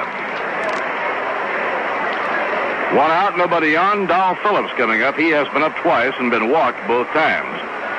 The first time intentionally to fill an open base, and the strategy paid off. The pitch by LeMahieu is under the knees, ball 1. On their next homestand, opening with Pittsburgh, the Mets will play 2 with the Pirates, 2 with the Phillies, that's 4. A 4-game weekend series with the Cardinals, 3 with the Giants, and 3 with the Braves. 14-game homestand. Then the break for the All-Star game and the Mayor's Trophy game. The 1-1 delivery is outside, 2 balls and a strike. The Mets and the Yankees in the Mayor's Trophy game is set for July the 12th. The game will be under the lights. Now the 2-1 pitch, and Dolph Phillips lays off. It's a little bit low, ball 3, 3-1.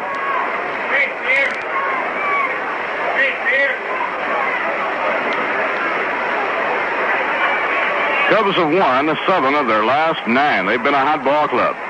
The 3-1 delivery. Ground ball hit toward the hole. Harrelson feels the ball deep in the hole. Throws against the speed of Phillips, and he gets him. Harrelson has a wonderful arm. He was throwing from over in the hole at short against the speed of Dow Phillips, one of the fastest men in the game, and he got him. 2 outs and nobody on. Now Bill Hand's coming up.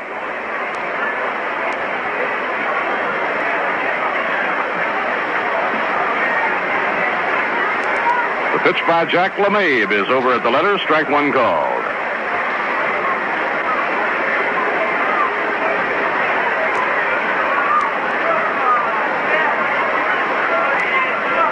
Now the pitch. He holds up on the swing, and the fastball was by him and in the strike zone. Strike 2 called.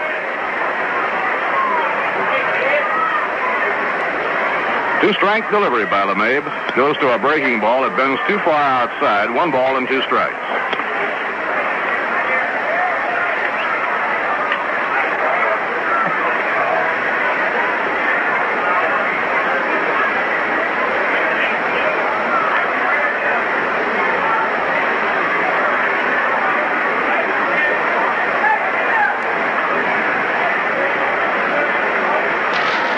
One ball, 2 strikes. 2 outs, nobody on. Top of the 6th inning. Cubs 3, Mets nothing. Up goes the leg. Down comes the arm, and the curve is over. Strike 3 called, and the side is out. Good-looking pitch by Jack LeMabe. No runs, no hits, no errors, and then left. The end of 6 1/2. The Cubs 3, and the New York Mets nothing. Whether you're buying your first or 10th car, it's time you become a smart car buyer and join the ranks of the thousands of satisfied customers who shop Armory Garage, Central at Colvin, Albany. Here are the 3 basic rules for the smart car buyer. Select a model you want, and then 1, compare quality. Armory Garage boasts the largest selection of quality-tested late-model used cars in the area. 2, compare service. Armory's expert mechanics are qualified to service all the cars on the Armory lot. 3, compare price. Armory's tremendous volume assures you more for your car buying dollar. Be a wise car buyer. Drive into Armory Garage and talk over your used car needs with sales manager Art Neat. Let him introduce you to Armory's easy terms. You can buy, sign, and pay at Armory, home of 101 time payment plans. Your credit is wealth at Armory. Follow the wise car buyer to Armory Garage, Central at Colvin, Albany.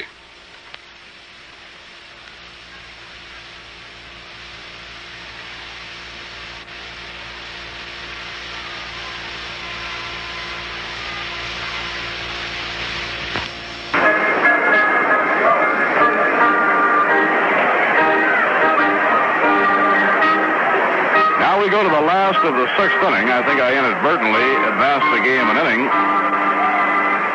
Bud Harrelson will be leading off against Bill Hand. Bud popped to short, reached on a force play, nothing for 2. Harrelson hitting .241.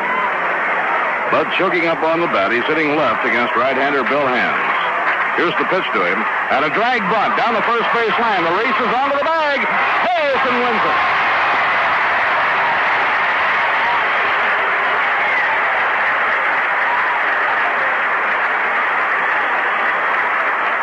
Beautiful drag bunt by Bud Harrelson. And Bud, with that wonderful speed, outran Bill Hands. He beat him to the bag. 3rd hit of the game for New York. Well, when your leadoff batter can pull off a player like that, how valuable it is and how many times it can get things going for you. Now Bob Johnson is up, batting for the first time since checking into the ballgame. Hiller had to leave because of a sprained ankle. And the pitch, a hard slider off the outside corner, ball 1.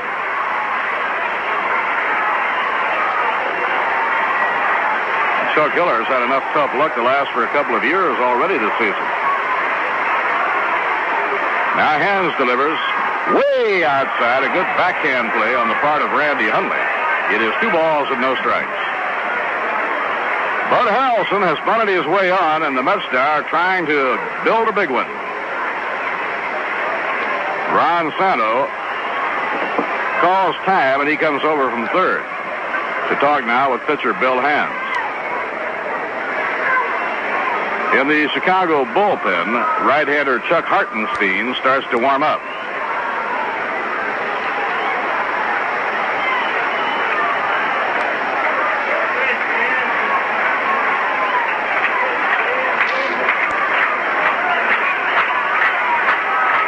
Two balls and no strikes to Bob Johnson. Now the pitch on the way. Fastball over for a strike. It is 2-1. Chuck Hartenstein is warming in the bullpen. He turned in a great relief job against New York out in Chicago. Now play is held up, and Dow Phillips is coming in from center field, presumably to get his sunglasses. Skies, for the most part, overcast today. At this particular moment, the sun has broken through. Just returned from fourth down and reported in the clubhouse. Apparently it is Wes's intention to start him in the second game. Well, Tom Seaver has completed his weekend tour of duty with the United States Marine Corps Reserve at Fort Schuyler up in the Bronx, and has just checked into the clubhouse and will be pitching the second ball game.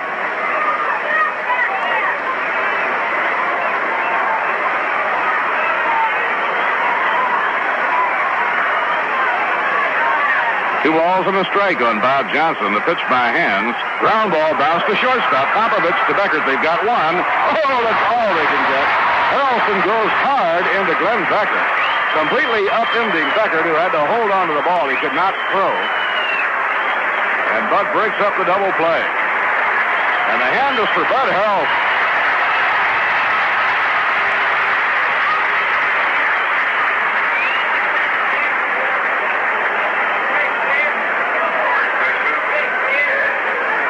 Bud Harrelson has that kind of speed. He got over there so quickly that he was able to completely upend Beckert with just a clean, hard slide right into the bag and break up any chance they might have had for two. Now Eddie Kranepool is the batter against Bill Hands. Bob Johnson is on first base, 1 out. New York behind 3-0. We're in the last of the 6th inning.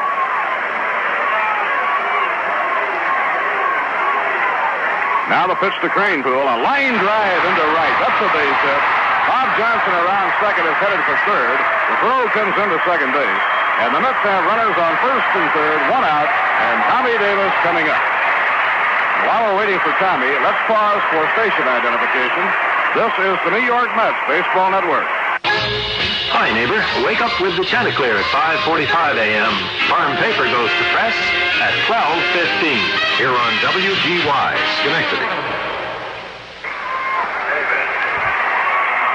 Bob Murphy with Lindsey Nelson and Ralph Kiner from Shea Stadium. The Mets threatening now against Bill Hands with runners at first and third, 1 out, and the batter is Tommy Davis. Tommy singled to center his first time up. He's hitting 5 games in a row. He was struck out in the 4th inning. Tommy hitting .314. Leads the club in home runs and runs batted in. 2 base hits. Runs scored. Total base hits. Now the pitch on the way. A swing and a miss, strike 1.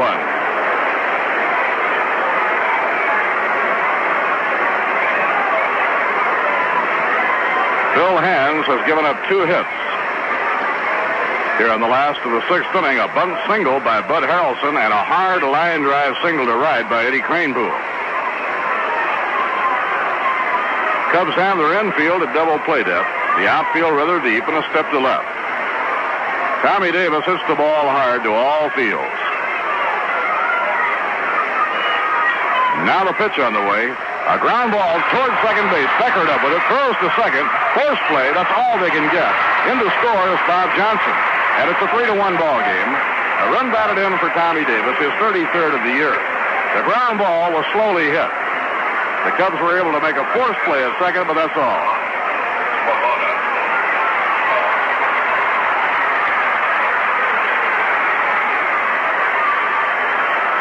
Now 2 men away.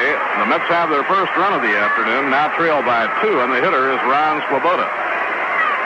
Ron has reached on a walk and bounced out short to first.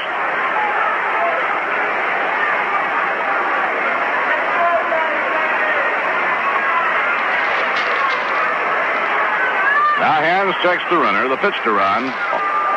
Off the outside corner, about knee-high. 1 ball, no strikes. Ball has been carrying well to all fields, and particularly to left and left center. Breeze blowing from right across toward left. Next pitch on the way. Swing and a miss on a breaking ball. 1 ball, 1 strike. Ken Boyer kneeling on deck.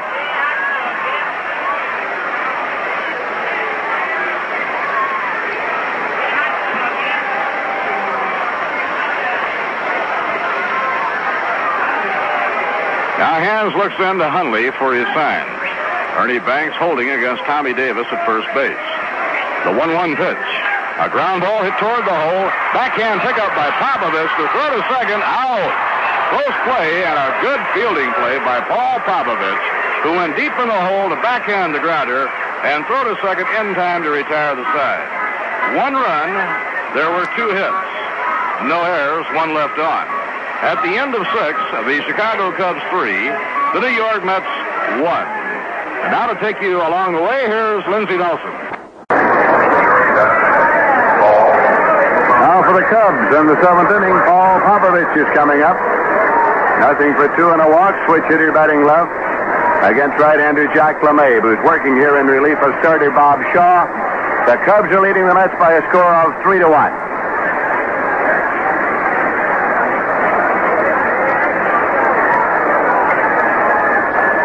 LeMahieu takes the sign and offers a pitch. Swung on and tipped back into the glove of Jerry Grody for strike 1. Glenn Becker's on deck.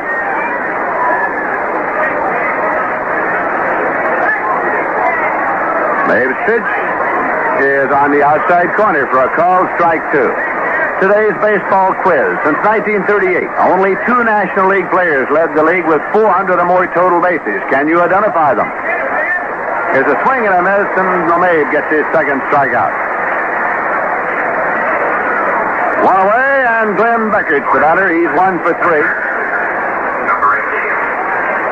He's on 2 weeks' service with the military at a camp in Wisconsin. He left about 5 o'clock this morning. Pitch is low for a ball. And if his travel plans materialize, he expects to get back about 3 o'clock tomorrow morning, and he has to be there for Reveille at 5. Foul ball off to the right side and out of play. 1-1.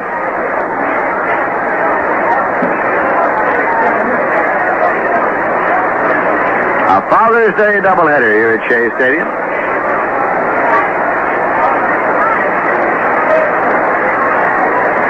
Now LeMahieu takes the sign, starts to work. A 1-1 delivery. Hit in the air, foul off to the right side and out of play. And the count runs to 1-2. Billy Williams waiting around there on deck, leaning on the bat in the on-deck circle.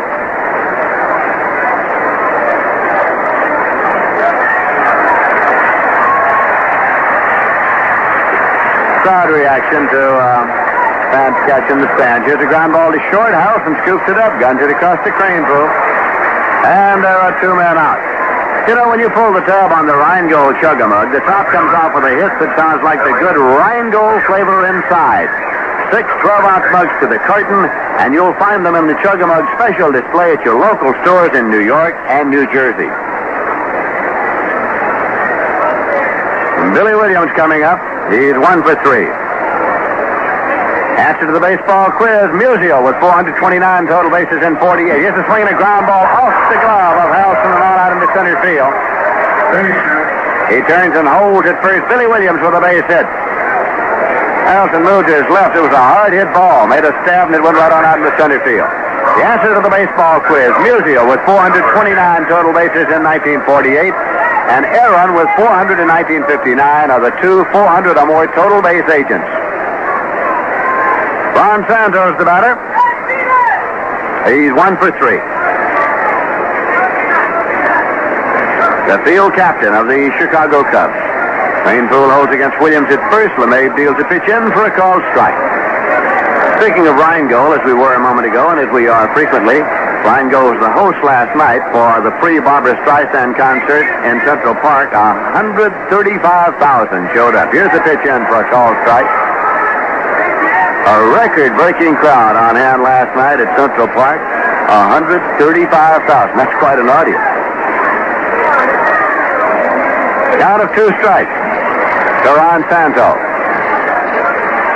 Swinging a high pop foul to the right side out of play, and the count holds at 2 strikes.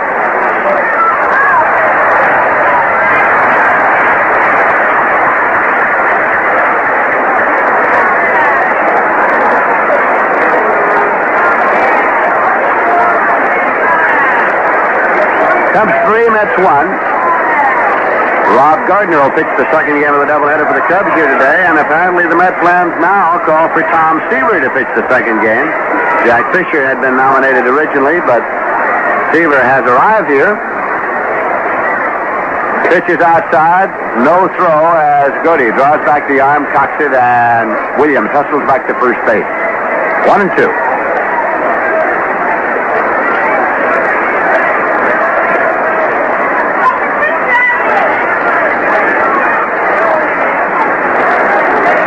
One-two pitch, and it's in for a call, strike 3. LeMay with his third strikeout. Santo argues the call with umpire Bob Engel at the plate. No runs, 1 hit, no errors, 1 left. In the middle of the 7th, the score is the Cubs 3, the Mets 1. And now... Everybody's voting for the friendly voice. Radio, the people's choice. Music, weather, sports, and music's radio. The people choose. Everybody's swinging to the swinging voice. Radio, the people's choice. Big size, small size, dawn to dawn. It's radio that turns them on. Swinging.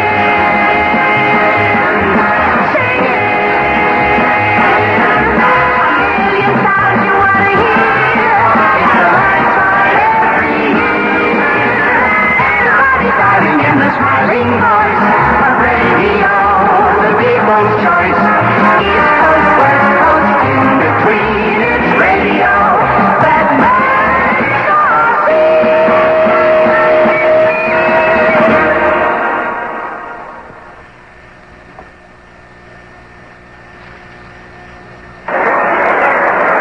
And the bottom half of the 7th inning now. It'll be Ken Boyer coming up for the Mets. The face right-hander Bill Hands, who started and has been on all the way for the Chicago Cubs. Mets have had only 4 hits off Hands, whose lifetime record against the Mets coming into today's game was no wins and 4 losses.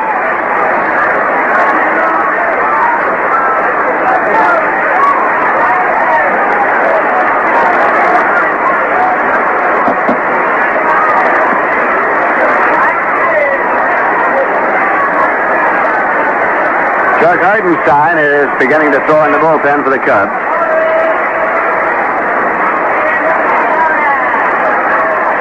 Hams delivers a pitch high to Boyer with Al Luplo on deck. That finally got into the scoring column in the bottom of the 5th. Cubs got their 3 in the top of the 3rd. Here's a pitch in for a strike. It's 1-1.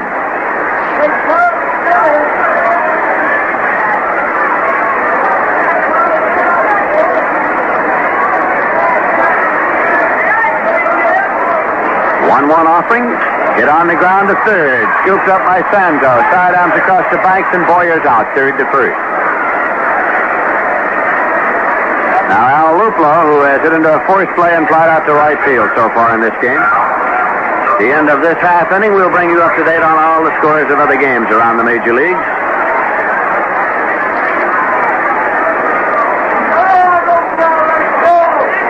A lot of action going right now in the American League. Only 1 game other than this has begun in the National. Pitch is low for a ball.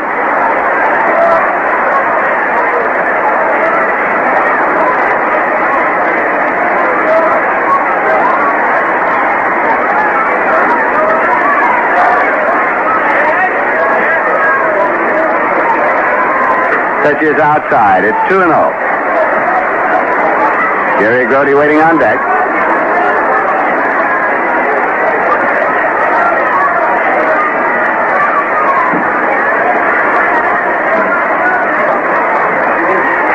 Pitch. Low. Hands goes behind now to Luplo, 3-0. Hands has struck out 1 and walked 1. He walked Ron Swoboda in the second inning.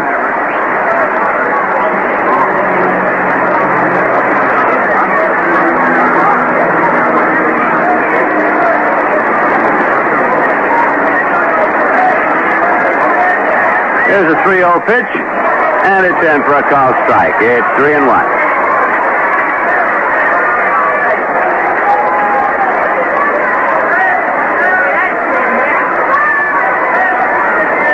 Again, hands. Offers 3-1, and it's in for a called strike, too. Luplo was taking again. So the count has run full to him now at 3-2. Mets trying to pick up a base runner here to set up a situation of tying run at the plate if at all possible. We're in the bottom half of the seventh. Cubs leading 3-1. There's a swing and a high pop to the right side. At second base, Glenn Beckert is underneath and waiting, and he puts it away. 2 men out. Jerry Grody, the catcher, lined to short and grounded out pitcher to first.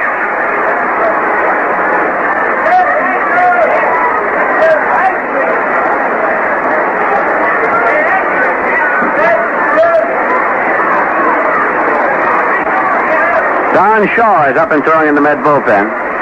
Don Shaw. Jack LeMahieu is on deck.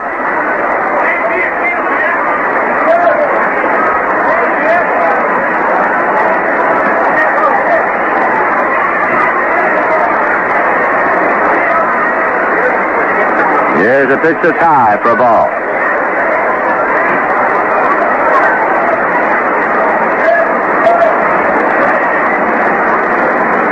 Two men out and nobody on base. 1-0 pitch hit on the ground up the middle, and it's Becker taking it behind the bag, but he has no throw, and it's a base hit for Jerry Grody. Drill one on the ground through the box over the bag at second, and Beckett scooted to his right and on the rim of the outfield grass, came up with the ball but had no play. So now it's going to be Ed Charles batting for Jack LeMahieu as Wes Westham goes to his bench to send up Charles representing tying run at the plate here in the bottom half of the seventh inning.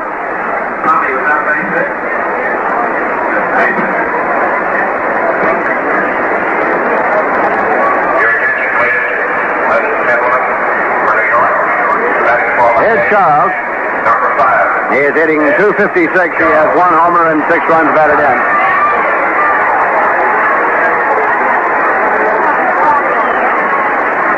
And checks Grody at first. And the pitch is outside for a ball. Bud Harrelson on deck. Chuck Hartenstein continuing to throw in the Cub bullpen.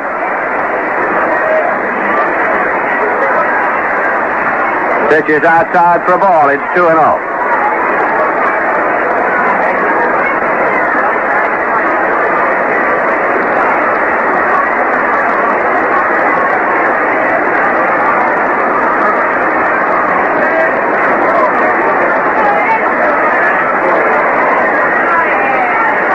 Bends forward and taking the sign.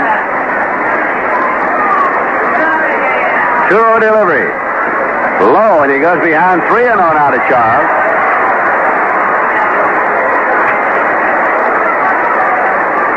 And doesn't want to put Charles on, of course, because he doesn't like the idea of putting the tying run on base.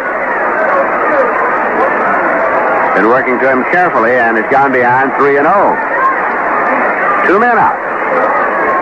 Grody leads it first. 3-0 pitch. He walked him. The tying run is on board with Bud Harrelson, the batter.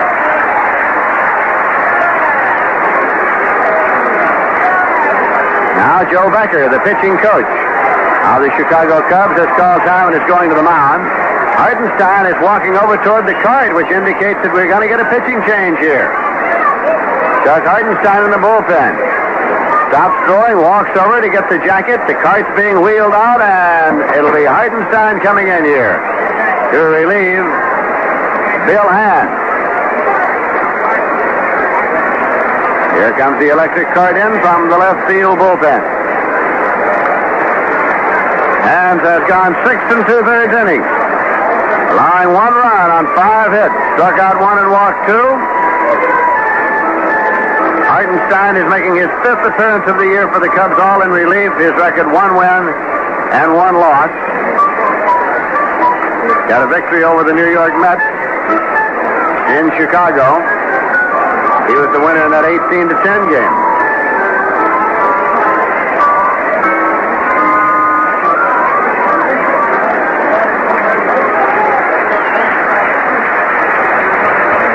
So Hans is walking toward the dugout.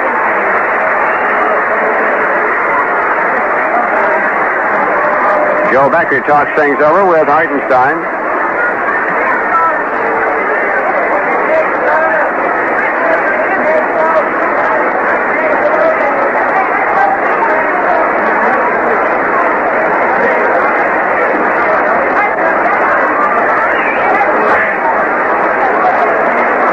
We'd like to remind you that Thursday night, July 20th, will be helmet night at Shea Stadium. Every boy and girl 16 years of age and under will receive a replica of the Mets batting helmet as he enters the stadium. Mets will be playing the Houston Astros in a rescheduled game caused by an earlier rainout. That's Thursday night, July 20th. Be sure that you mark that date in on your schedule, because if you have a schedule printed at the start of the year, it will not show a game for July 20th. It'll be shown as an open date. But Thursday night, July 20th, the Mets will be playing the Houston Astros here at Shea Stadium. And it'll be helmet night.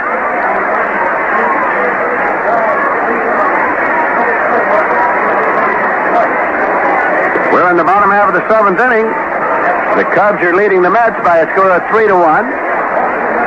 The Mets have runners at first and second with two men out. Hartenstein has been brought in to face switch hitter Bud Harrelson, who managed to drag a bunt for a base hit in the bottom of the sixth. He's 1 for 3 in this game and is hitting .241. Dick Raditz is up and throwing in the Cub bullpen. All right, Harrelson is in and waiting, choking up on the bat. Bob Johnson's on deck. Hartenstein looks to Randy Hundley for a sign. Met runners lead at first and second. Hartenstein sets and pitches. Lined into left field for a base hit. Brody is rounding third. He's coming home. Charles is on the way to third. The throw to second. Harrelson slides in safely with a double and a run batted in. It's the Cubs 3 and the Mets 2.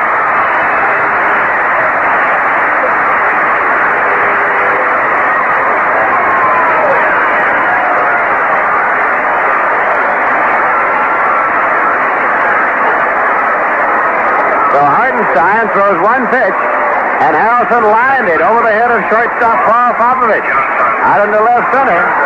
Brody scored, Charles went to third, and Harrelson turned first and kept right on going and got into second with a down and up slide just ahead of the throw. So the Mets have the tying run at third, the go-ahead run at second, and Bob Johnson is up with two men out.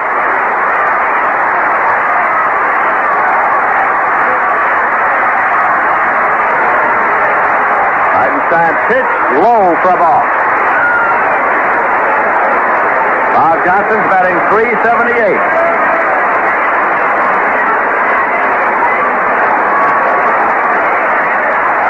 Right-hand batter facing a right-hand pitcher.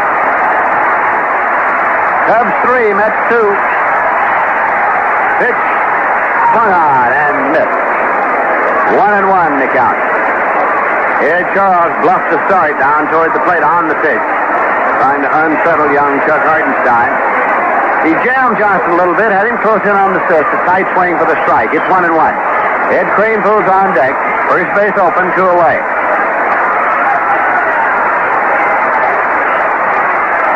Pitch is fouled off and out of play. So now Hartenstein goes ahead with a count of 1-2 to Bob Johnson.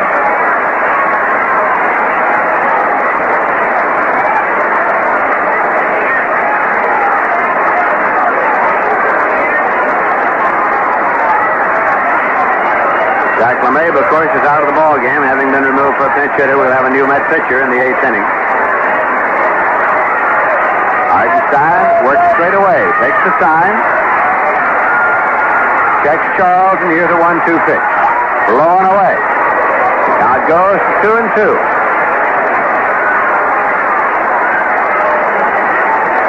Mets making a bid in the bottom half of the seventh inning.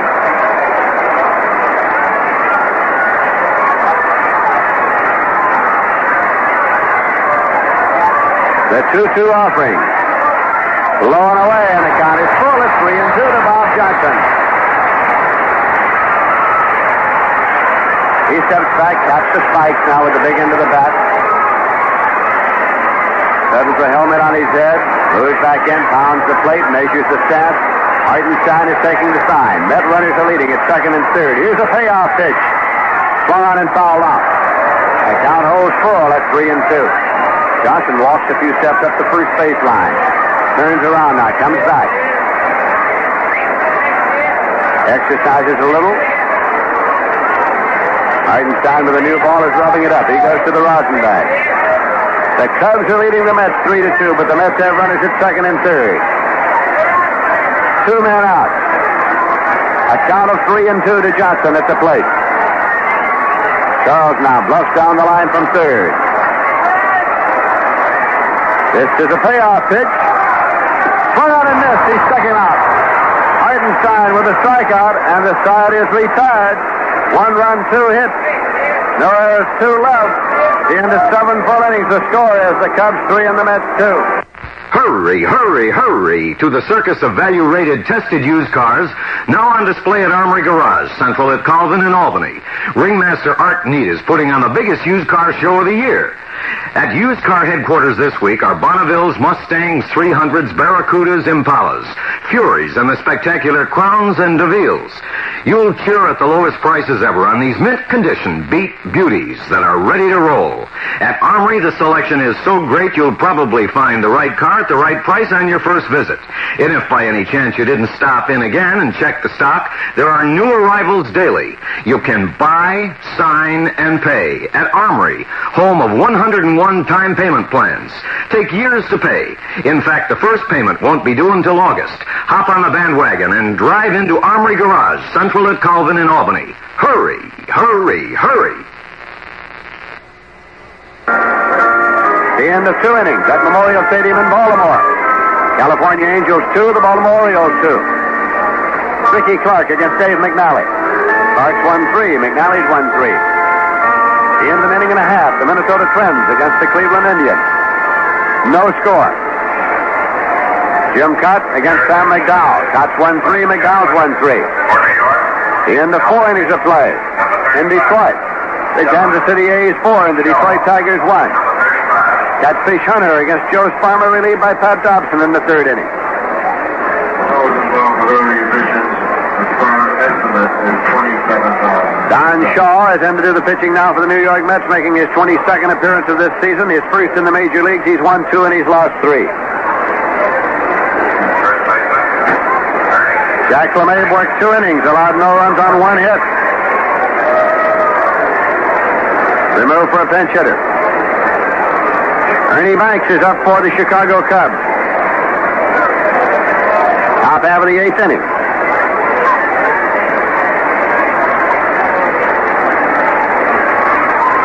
In for a strike to Ernie Banks. Singled, hit a 2-run homer, and grounded out short to first. In the 3rd inning, Banks had a 2-run homer off Bob Shaw, and then Hundley followed with a solo homer to account for the 3 Cub runs. Jerry Grody calls time, goes to the mound to get checked out now with Don Shaw.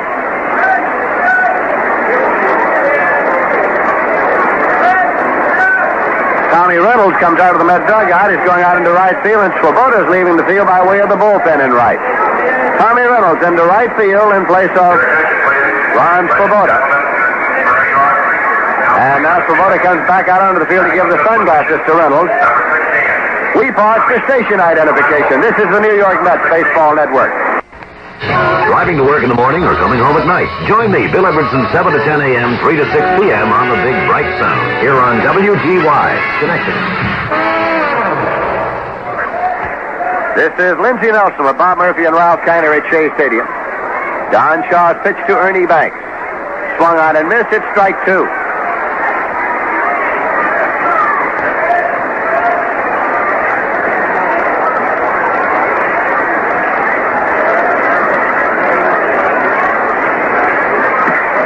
Swinging a drive in the air to deep left. Tommy Davis retreats to the warning track, pulls it down from over his head for the out. One away, and that'll be Randy Hundley, who doubled, homered, and lined to left.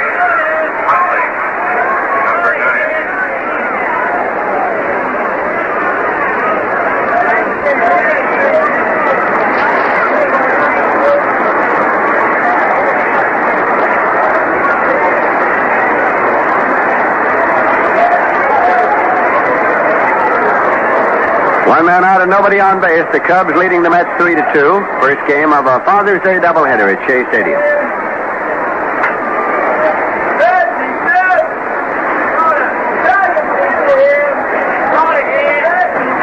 Shaw's pitch is swung on and missed for strike one. Bob Shaw started and is the pitcher of record. Don Shaw working here in relief.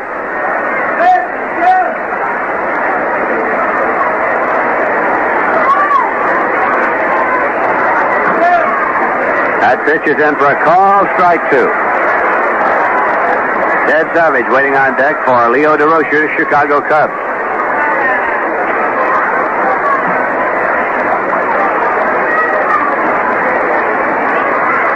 Low, bounds off the glove of Grody and rolls over a few feet to the left side. He retrieves it, fires it back to Don Shaw.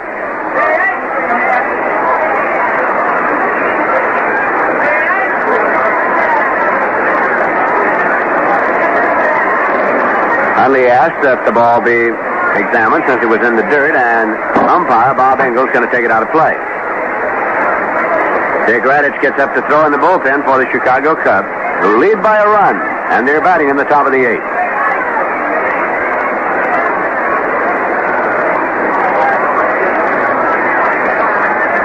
Hundley asked that the new ball be examined, so it's tossed in and it's examined.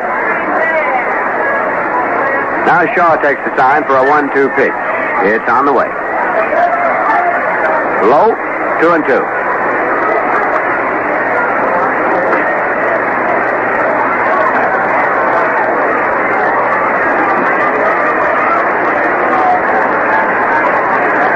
This doubleheader concludes this homestand for the Mets.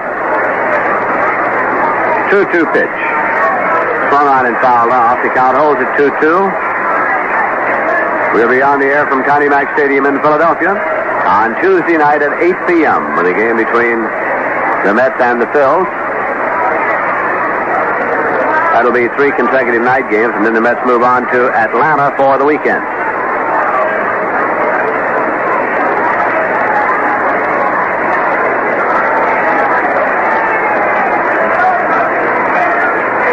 The 2-2 delivery. Swung on and fouled back out of play. Count holds at 2-2.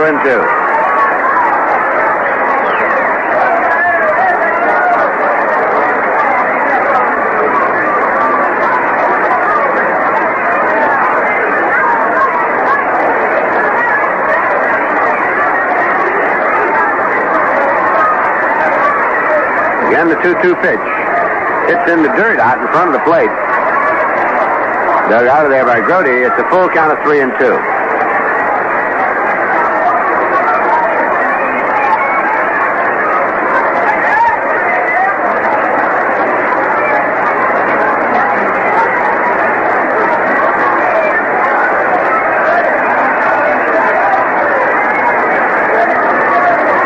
Ken Boyer at third, guarding the line against the right-hand batter here in the 8th inning. Payoff pitch. Swung on and missed, and Don Shaw gets the strikeout. He got Hundley swinging, 2 away, and now Ted Savage is the batter. Nothing for 3 in this game.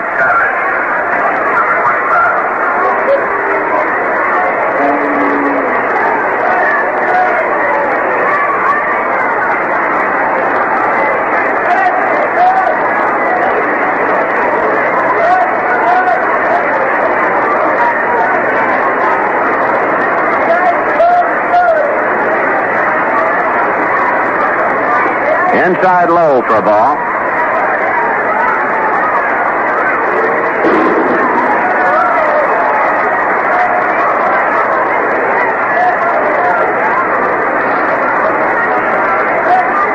pitch.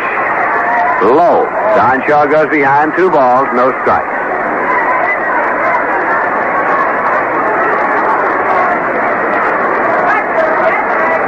Cubs 3, the Mets 2.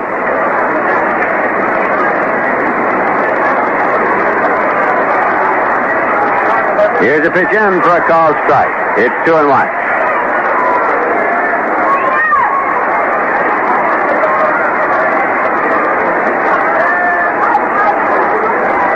Shaw takes a moment before stepping up on the rubber to look for a sign. Offers 2-1, and it's a breaking pitch low. So he goes behind. 3 balls and 1 strike.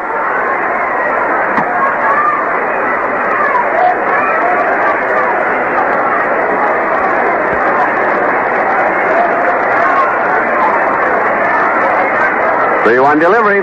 Hit on the ground, foul. Just beyond the corner of the Cub dugout. Out of play, and the count goes full at 3-2.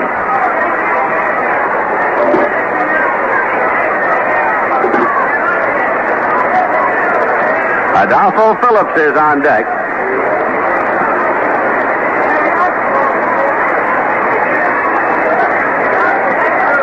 Now the payoff pitch.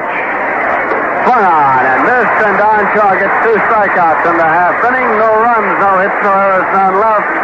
In the middle of the 8th, the score is the Cubs 3, the Mets 2.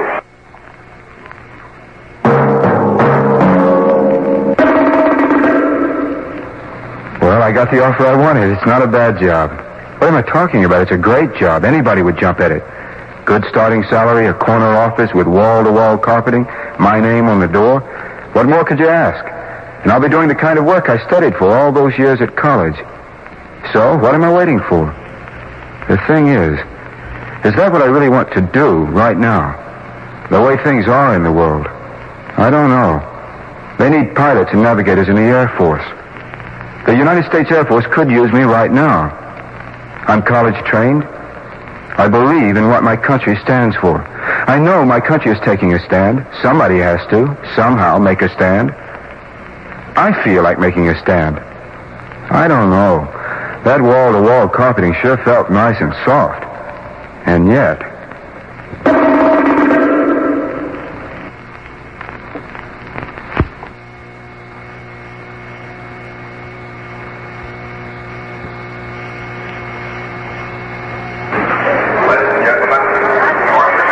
Now to the bottom half of the 8th inning. The Cubs have made a pitching change. And to tell you about that and to carry on the play-by-play, here's Ralph Kiner. Well, the big monster, Dick Redditz, has come onto the mound for the Chicago Cubs, replacing Chuck Hartenstein, who did quite a job in striking out Bob Johnson on a 3-2 pitch. The Mets with runners at 2nd and 3rd. Redditz replacing Hartenstein is making his 14th appearance, all in relief for the Chicago Cubs. He has a record of 1 win and no losses. His record on the winning side of 1 win coming against the Mets. That was back on June the 9th. That was his first win since 1965. Last year, he was 0-5 for the Cleveland Indians. Big right-hander, the monster. He'll be pitching to Ed Kranepool, Tommy Davis, and Tommy Reynolds. Eddie had a line drive base hit to right field his last time up. He's 1 for 3 in the ball game, batting .308. And the Mets need 1 to tie. Cubs have 3 runs, 8 hits. The Mets have 2 runs and 6. Cubs got 3 runs in the 3rd, and a 2-run home run by Ernie Banks and a solo home run by Randy Hundley. And the first pitch. It is inside a ball. Mets got a run in the bottom half of the 6th, added 1 more in the bottom half of the 7th. And Redditz, with that swinging motion, comes back with a fastball that swung on. The ball fouled off. The count 1-1.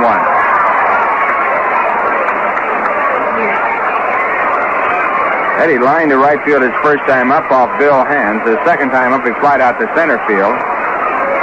And his third time up, line drive to right. The next pitch is high and away, ball 2. 2 balls, 1 strike.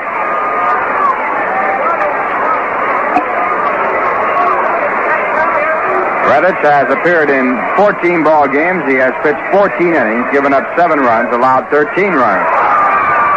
Given up 7 hits, allowed 13 runs. Foul ball in the play out of play, and the count 2 balls, 2 strikes. In 13 previous innings, he has walked 13 and struck out 14. Got an ERA of 7.71. 2-2. And the next pitch fouled off again. So the count remains 2 balls, 2 strikes. Raditz has 4 saves. That's a high on the ball club. Bill Hands, the starting pitcher in this ball game, also with 4 saves. Hands a pitcher of record on the winning side at this point. Here's the 2-2 pitch once again. And the ball popped up into shallow center field. Adolfo Phillips coming strongly, makes the call, and the catch. That'll bring up Tommy Davis. Tommy brought a 4-game hitting streak into this ball game, increased it to 5 with a base hit his first time up. He is 1 for 3, and his average at .313.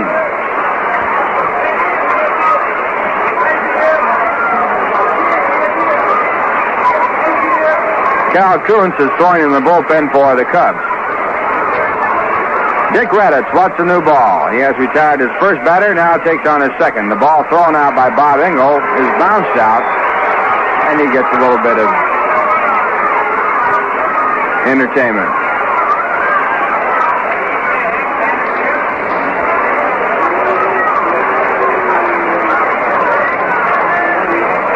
And Dick Raditz with his first pitch to Tommy Davis. It's down the right field line. A long run for the right fielder, Ted Savage. He might not get to it. He can't. It bounces in fair territory and bounces into the stands.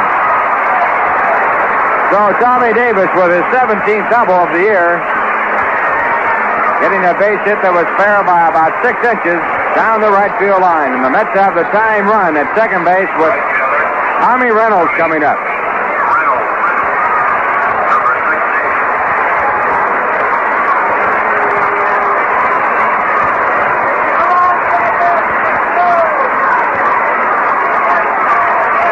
Reynolds batting for the first time. He went in the ball game in the top of the 8th inning, replacing Ron Swoboda in right field. And the first pitch to the right-hand batter is fouled off, strike 1. Ron Swoboda 0 for 2 in the game.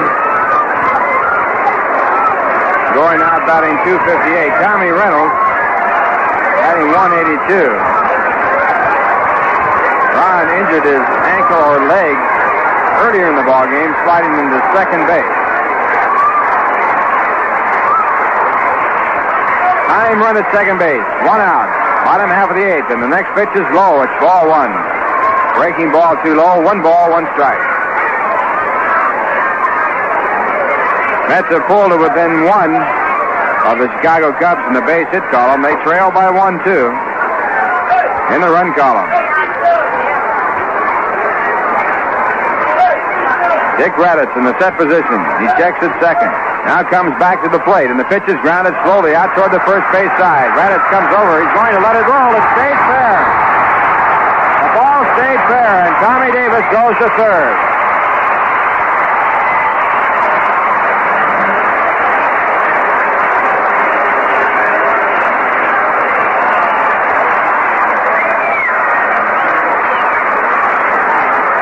Swinging bunt down the first base line, right about 3 inches left of the line. Raditz decided to let it roll, and the ball stayed in fair territory, and the Mets now have the time run at third base with 1 man out. The go-ahead run at first, and the batter coming up, Ken Boyer.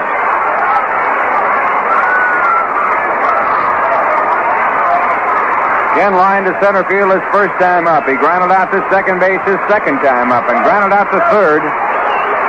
His third time up, he's 0 for 3. Ron Santo talking with Dick Raditz on the pitcher's mound. The Cubs have a decision here whether to play their infield in or back.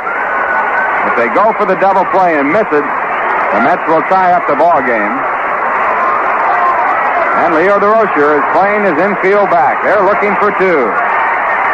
Mets have the tying run at third base. Tommy Davis there. Tommy Reynolds at first, and now the first pitch by Dick Raditz to Ken Boyer. It's outside the ball.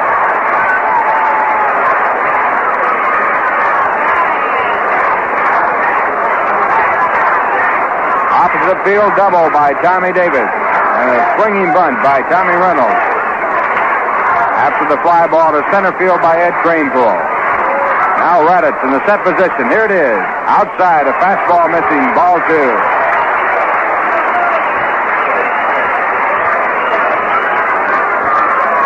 Boyer checking with Salty Parker, the third base coach. 2 balls, no strikes. Randy Huntley with the signs out. Raditz now with the pitch back in, and the pitch is outside, just outside, ball 3. Raditz wants to know why. He couldn't believe the call. It goes to 3-0. On deck batter is Al Luplo. Cal Kuntz in the bullpen for the Cubs. Throwing out there. Now Raditz down to the end at 3-0. He gets that. Here's the pitch to the plate. Swung on and missed. 3 balls, 1 strike. That's trying to tie it up. Tommy Davis pounding his hands at third base, hoping to be driven in.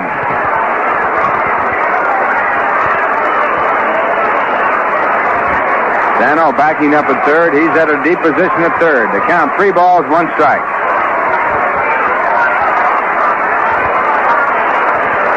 Now Raditz back again, and this time the 3-1 pitch is high and away. Ball 4, and that loads up the bases.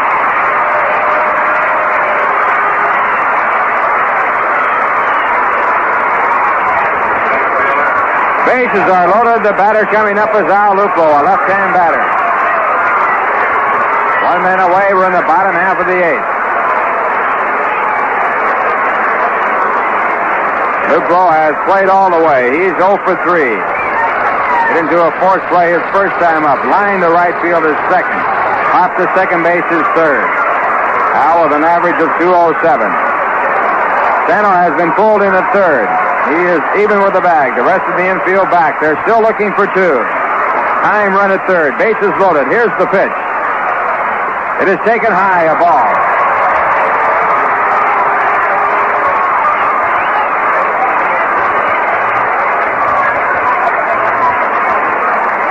Luplo has driven in 8 runs so far this year. He's had 3 home runs. Now Randy Huntley goes out to talk with Dick Raditz.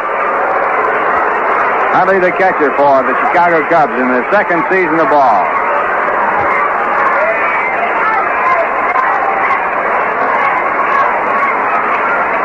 Raditz started pitching in the major leagues back in 1962. Set a record for a rookie in his first year. Now the big fella on the mound goes down to the rosin bag before getting set to take the sign. He looks in the windup position. Bases loaded. A look at third before the windup, and now the windup, and the pitch to Al Luplo. It's over the inside corner, called strike. Slider catching just about belt high. 1 ball, 1 strike.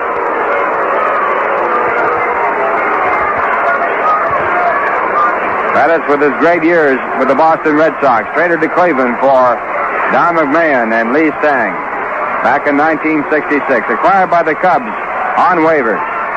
Now the right-hander back at 1-1. The pitch is hit foul down off the front foot of Al Luplo. Pitch looked like it might have been just inside. So the count, 1 ball and 2 strikes. And things have reversed on the ball count strike. 1 and 2.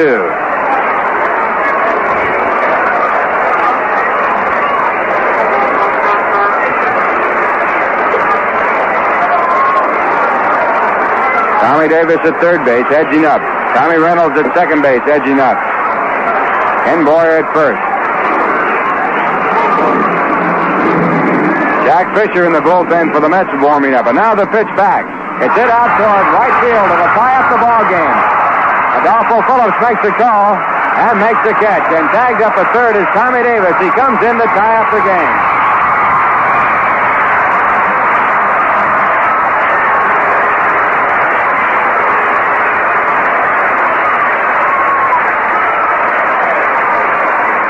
So a brand new ball game here in the bottom half of the 8th inning. The Mets still have the go-ahead run at second base as Tommy Reynolds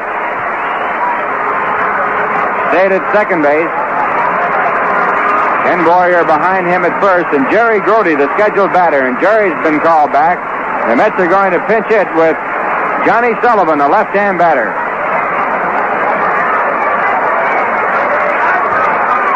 Run batted in by Al Luplo on the sacrifice fly. His 9th this year. For New York, batting for Brody, number 20, John Sullivan.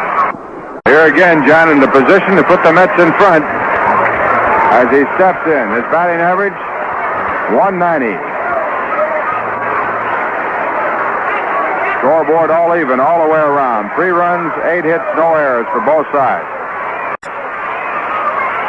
Sullivan batting for Jerry Grody. He singled his last time up. Jerry going out with a 1-for-3 record. And Dick Raditz with the first pitch. Wild pitch on by the catcher, and Tommy Reynolds goes to third.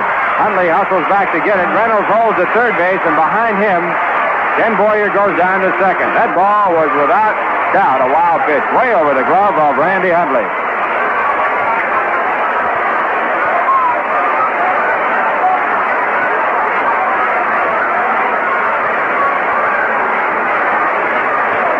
So now first base has been opened up.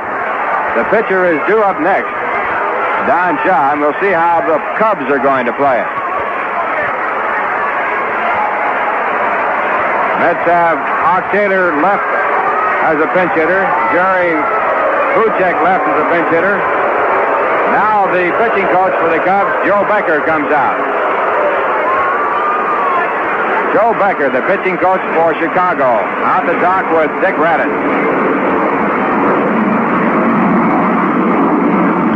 Right-hander warming up in the bullpen for the Cubs, Cal Kuntz.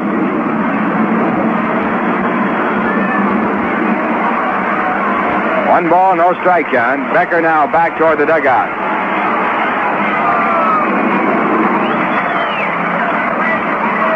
Two men out, bottom half of the 8th. Score tied, 3 balls, 3-3.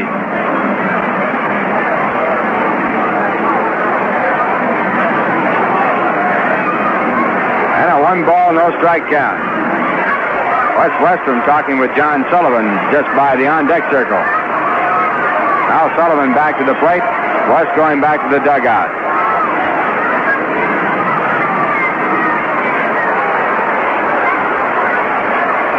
They're going to put John Sullivan on. Here's the next pitch, ball 2.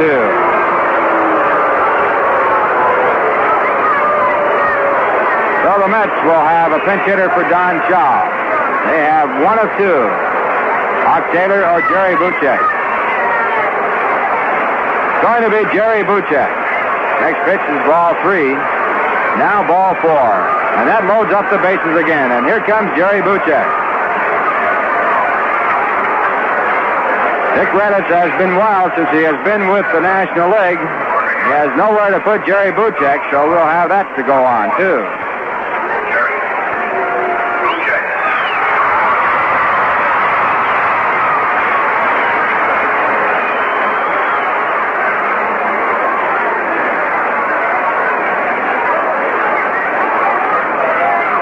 Buchek, a right-hand batter, hitting .232. Hitting for the pitcher, Don Shaw. Out in the bullpen, Jack Fisher warming up. He was scheduled to be the pitcher in the second ball game, but Tom Seaver has returned from his service routines, and he is going in the second ball game against the Chicago Cubs. Right here, though, the first game up for grabs. It's 3-3 with 2 men out in the bottom half of the 8th. Bases loaded for the Mets. And the first pitch. Almost a wild pitch, backhanded by Randy Huntley. It's ball 1.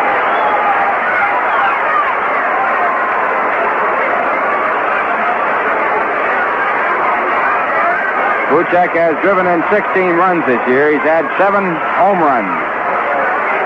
Reynolds at third. Boyer at second. Sullivan at first, all moving up. And the 1-0 delivery. Outside again, it's ball 2. 2 balls, no strike. Right here, Buchek. Checking out of third base. Signs coming from Salty Parker. 2 balls, no strike. Bases are clogged. Now the windup and the pitch. It is over the outside corner. Buchek taking all the way, and it's called a strike. Mets hoping to pick up another ball and put Dick Raditz against the wall, but Raditz came through and got the strike to make it 2-1.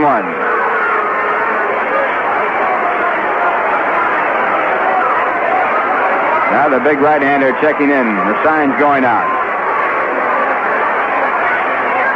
The wind-up and the 2-1 delivery. Over the outside corner again. It's 2-2. A perfect pitch by Dick Raditz. Just nicking the outside corner, and that puts it at 2 balls and 2 strikes.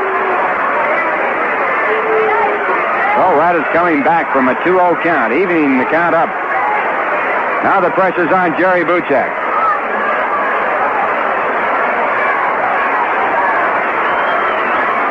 Bases loaded. The runner's edging up. 2 men out. Bottom half of the 8th. The tie game. And now the pitch back to Buchek at 2-2. It's swung on and missed. Strike 3. And that retires the tie.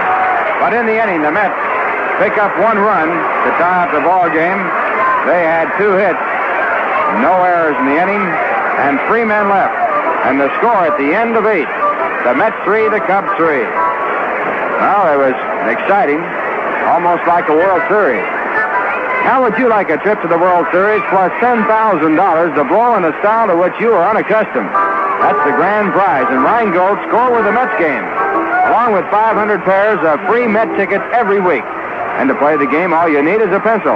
Just figure out how many runs the Mets will have scored from their first season game to the mid-season All-Star break on July the 9th. You don't have to buy anything.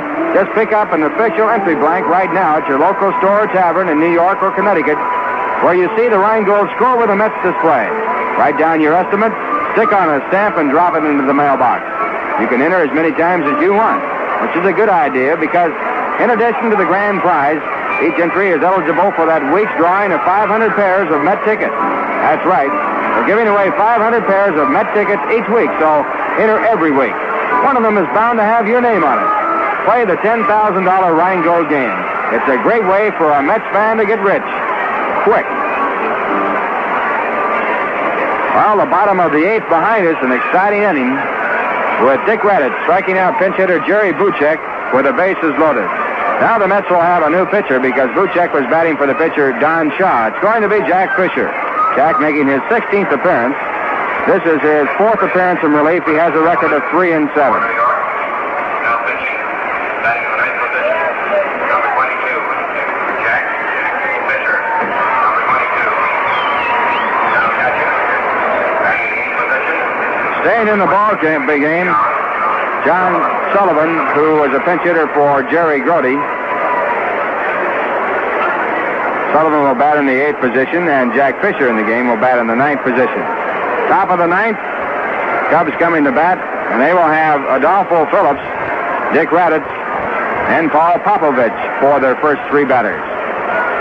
Cubs 3 runs, 8 hits, no errors. The Mets have 3 runs, 8 hits, also no errors.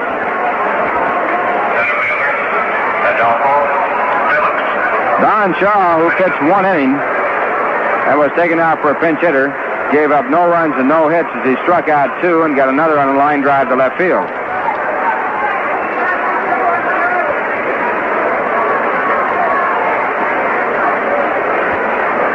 Jack Fisher, the 4th pitcher used by the Mets.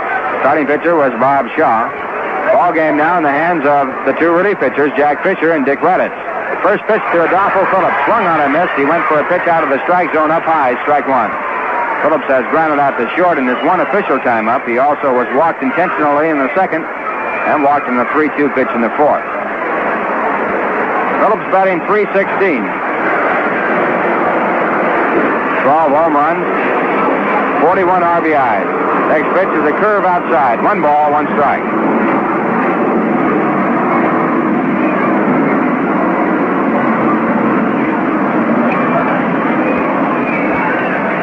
One and one. This first game has been an exciting ball game. Mets coming back to tie it up. A swing at a high fastball, and the pitch fouled back. 1-2. Cubs got 3 runs in the 3rd. 2 of them on a 2-run home run by Ernie Banks, his 11th this year. The other a home run by Randy Huntley. They were back-to-back. His home run, his 8th. Mets got a run in the 6th, a run in the 7th, a run in the 8th. 1 ball, 2 strikes. Fisher back, and the pitch is hit high in the air. Towering fly ball over in foul territory. Ken Boyer over by the tarp, looking for it, but the ball drifts into the stands out of play. Towering foul ball by Adolfo Phillips. One thing about him, he certainly has the power. He's got a fast bat. Count 1-2.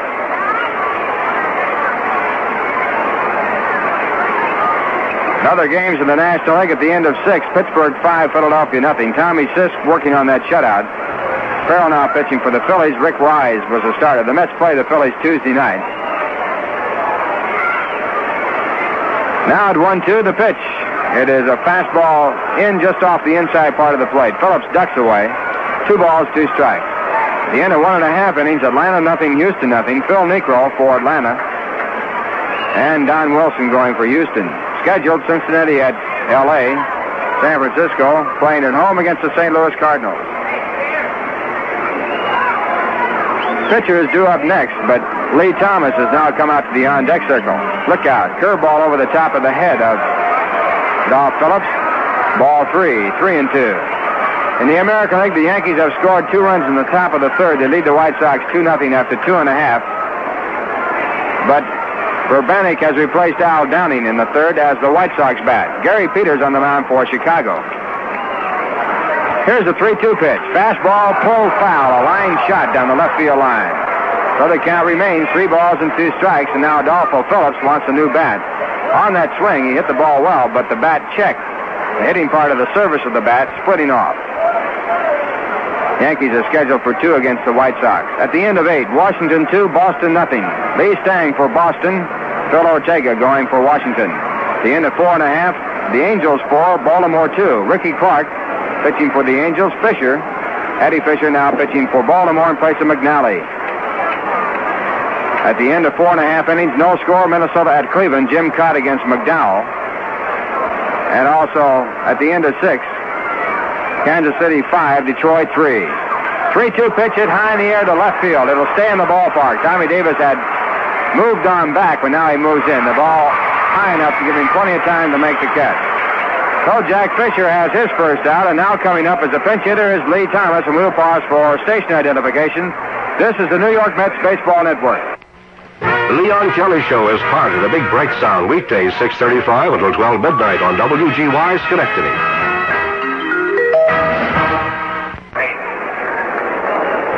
Ralph Kiner along with Lindsey Nelson and Bob Murphy from Shea Stadium. A tie ball game, top of the 9th.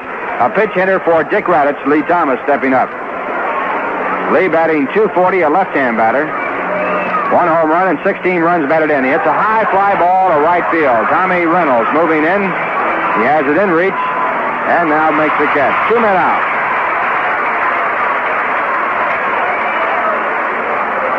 That'll bring up the shortstop, Paul Popovich. 2 men out here in the top of the 9th. Score at 3-3. Paul is 0 for 3. His 1 bid for a base hit with the bases loaded came in the second. Ron Swoboda made a great catch on it. And Jack Fisher to his 3rd man. The first pitch popped up foul. It'll go out of play down the left field line. Strike 1.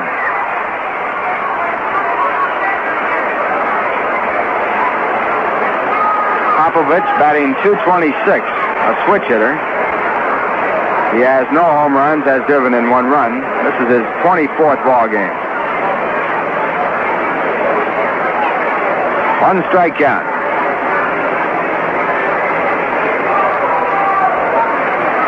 And the next delivery, breaking ball foul, this time to the right side on the ground. Into the Mets dugout, strike 2. In the bottom half of the 9th, the Mets will have Bud Harrelson, Bob Johnson, and Ed Kranepool batting as their first 3 batters.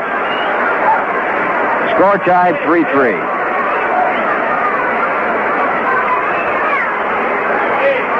Cal Kuntz will be the pitcher for the Cubs.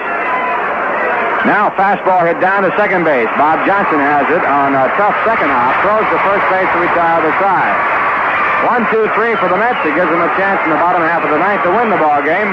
And the score at the end of 8.5 innings, the Cubs 3, the Mets 3.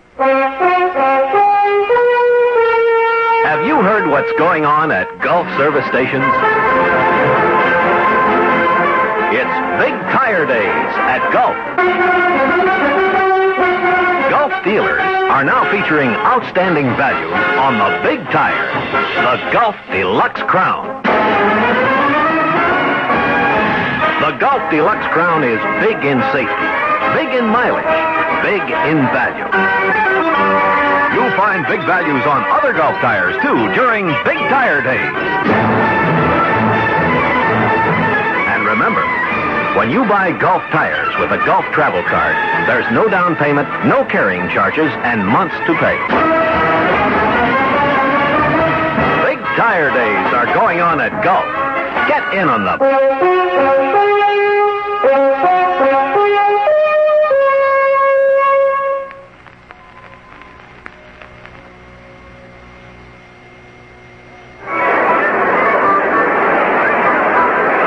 Going now to the bottom half of the ninth inning. A new pitcher in for the Chicago Cubs, right-hander Cal Kuntz. He has a record of 1-1. He has faced the Mets 3 previous times with no decisions.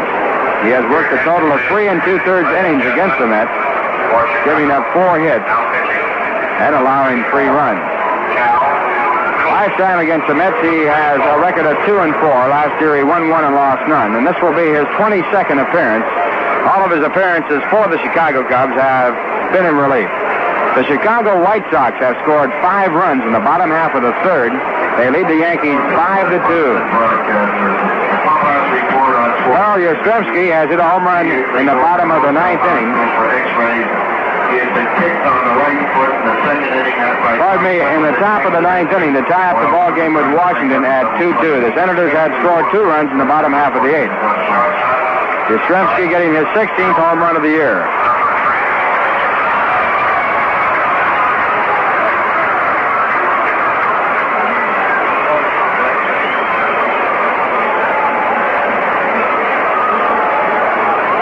Bud Harrelson, the leadoff for the Mets.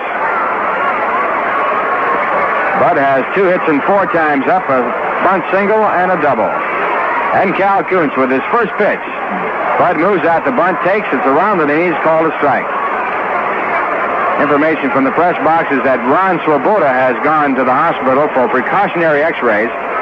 He was stepped on at second base by Paul Popovich when he slid in there trying to break up a double play.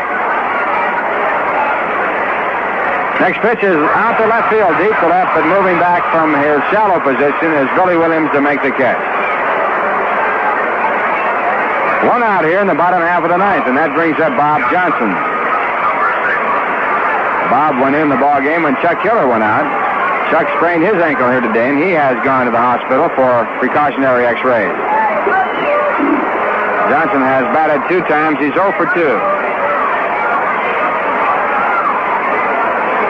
Bob batting .362, and Cal Kuntz for the first pitch, a check and a swing, a slow ground ball down to short. A tough play for Popovich. The throw to first base is just in time. So 2 men away, and that brings up Eddie Kranepool. High score 3-3. Kranepool has a base hit and 4 times up. He's batting .308.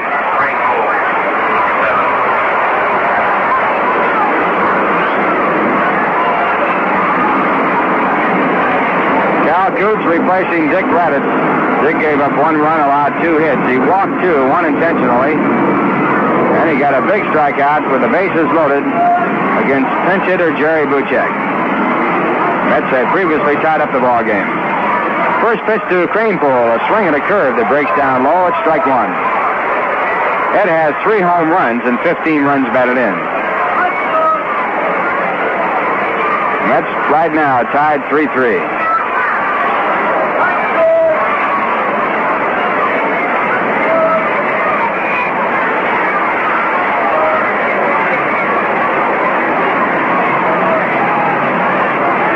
One strike count. Kuntz taking plenty of time in the mound. Kranepool up on top of the plate, hoping to get something he can call.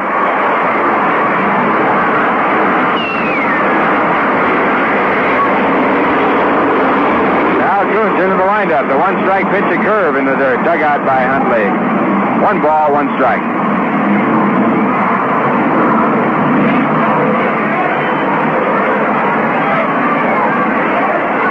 Everything down to a lull right now. Craneville steps out of the batter's box.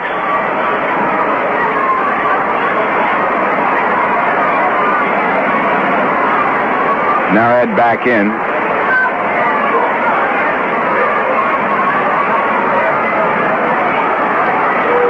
Outfield very deep, protecting against an extra base hit. First and third, they're against the line. Now, once again, Craneville, who had been back in the batter's box, steps out as Cal Kuntz takes too much time. Eddie back in. The count 1-1. 2 men out. Bottom half of the ninth. Score at 3-3.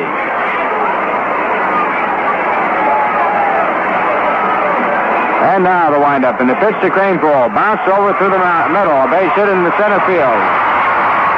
Craneville goes to first base, makes the turn, and holds there as Adolfo Phillips fields the ball and gets it back into the infield. So the tying run is at first base with 2 men away, and the Mets have Tommy Davis coming up. Craneville now 2 for 5 in the ball game. Tommy Davis is 2 for 4 with a double. He scored the tying run in the 8th inning after doubling. He scored on a sacrifice fly by Al Luplo.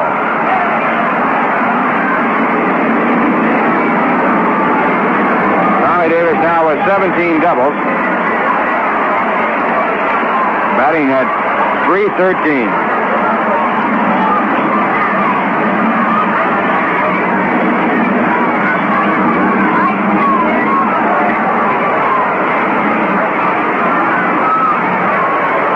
Now Davis in the batter's box. Cal Kuntz yet to step on the pitching rubber. Now does. And gets set to take the sign. Craneville with a short lead. Being held at first base by Ernie Banks. The first pitch is a slider that is low for ball 1. Ball bobbled by the catcher, Randy Huntley, but moving only about 4 feet away. So Craneville staying at first base.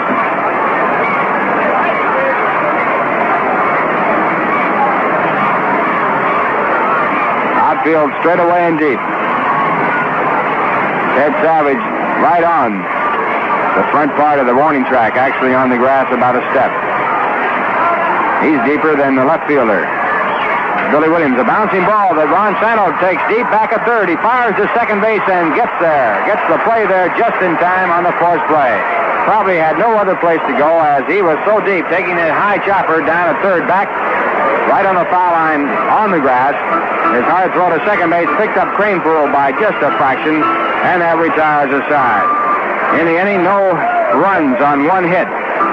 No errors, a man left on. And the score through 9, the Cubs 3, the Mets 3. Now here's...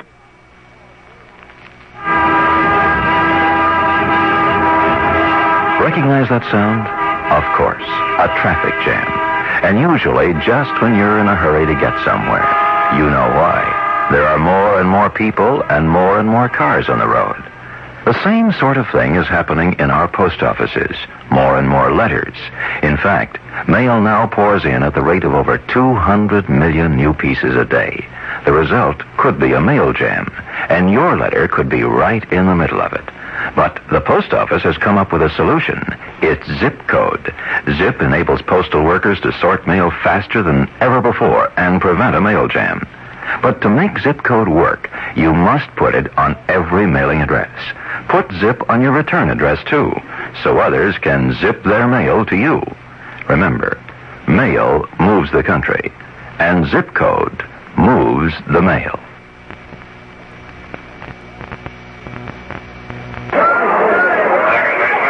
Going to the top of the 10th inning, the Mets against the Chicago Cubs in the first game of this doubleheader. Mets have won 6 extra inning ball games. They have lost 1. The Cubs have won 2 and lost 4.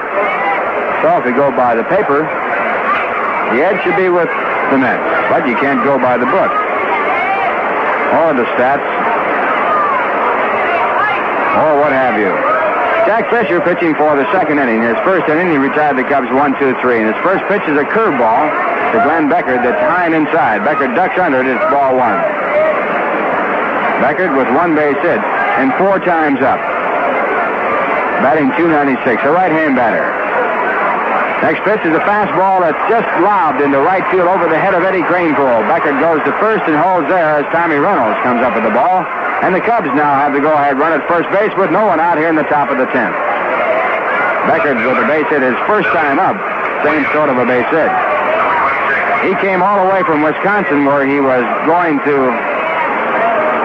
a training camp to get here today to play this doubleheader. He'll go back tomorrow and be on regular duty there. That brings up Billy Williams. Billy 2 for 4 in the game.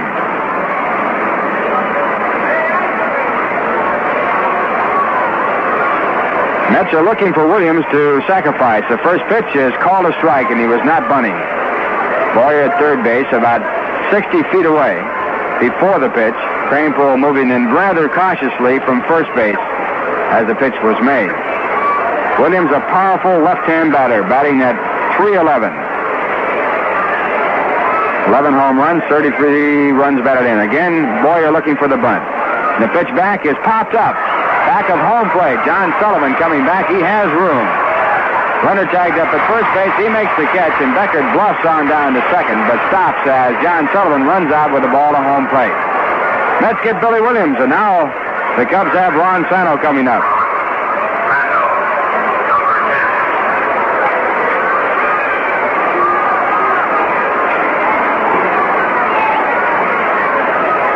Ron has a base hit and 4 times up.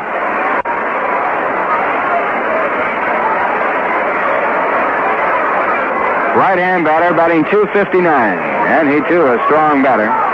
10 home runs, 37 runs batted in. Beckert at first base, edging off there. Jack Fisher with a good move, throws to first base, and Beckert gets back just ahead of the tag. Beckert had a stolen base in the 4th inning. At a time with 2 men out, Cubs had a runner at third, and he was at first. He went down unmolested. Next pitch is low, and it's ball 1. Mets not taking any chances in trying to throw on through and then back home if Phillips came in from third. Of losing the run there. 1 ball, no strikes. Jack Fisher now back again, and Santo takes inside. 2-0. Both sides with 9 base hits and 3 runs. Cubs have 1 man out here in the top of the 10th. And Glenn Beckert on at first base.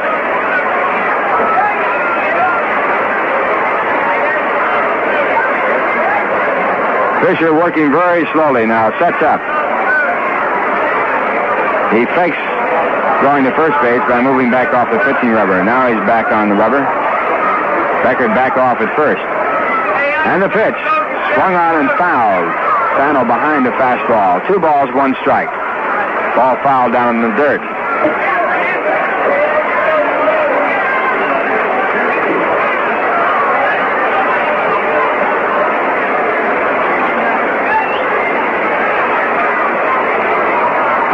Fisher with a new ball. Rubbing the shine off. He's got work to do here. He has Santo up. And behind him, Ernie Banks. Quick throw to first base, but Beckert back. That time, Jack threw over to first base without being on the pitching rubber. Now he steps on the rubber. Checks up. And the pitch is in the dirt, dug out nicely by John Sullivan. A good play, and the ball that was way outside. 3 balls, 1 strike. Santo wants the ball looked at after it had been in the dirt. It's checked out by the second base umpire, Paul Pryor.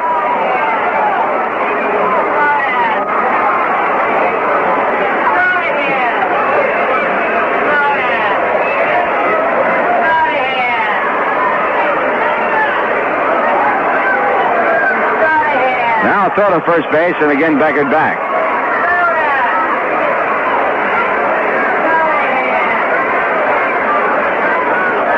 Three balls, 1 strike. Beckert quickly off. Now throw again over to first base. Mets are looking for a 3-1 run and hit play or hit and run play. Santo does not strike out. He protects the runner walk and hit the ball behind the runner. Beckert again off. He is going. The pitch is grounded out toward short. Harrelson, who was breaking to the bag, comes back, gets the ball. He throws over to first base for the out, but the Cubs stay out of the double play, and Beckert moves down into scoring position. And the batter coming up is Ernie Banks.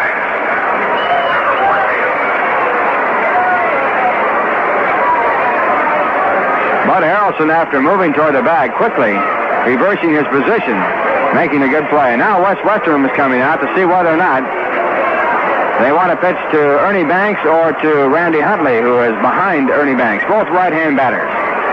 Go-ahead run at second base with 2 men out here in the top of the 10th.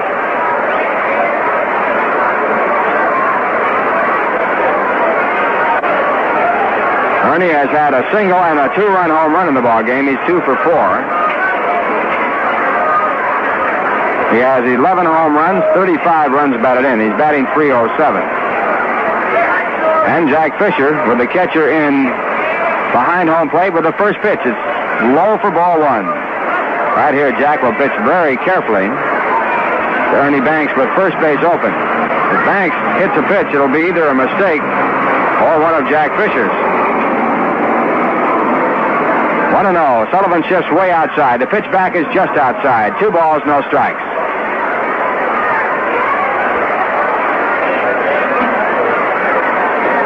Jack Fisher nibbling away, trying to get Ernie Banks to go for one just out of the strike zone. Now the right-hander with the runner at second. Checking there and coming back to the plate. A sidearm fastball that's outside. 3 balls, no strikes. Jack looks in to see whether or not they want to put him on. The motion is yes. It's going to be an intentional pass now at 3-0. Here's the pitch, outside ball 4, and that puts runners at first and second and brings up Randy Huntley.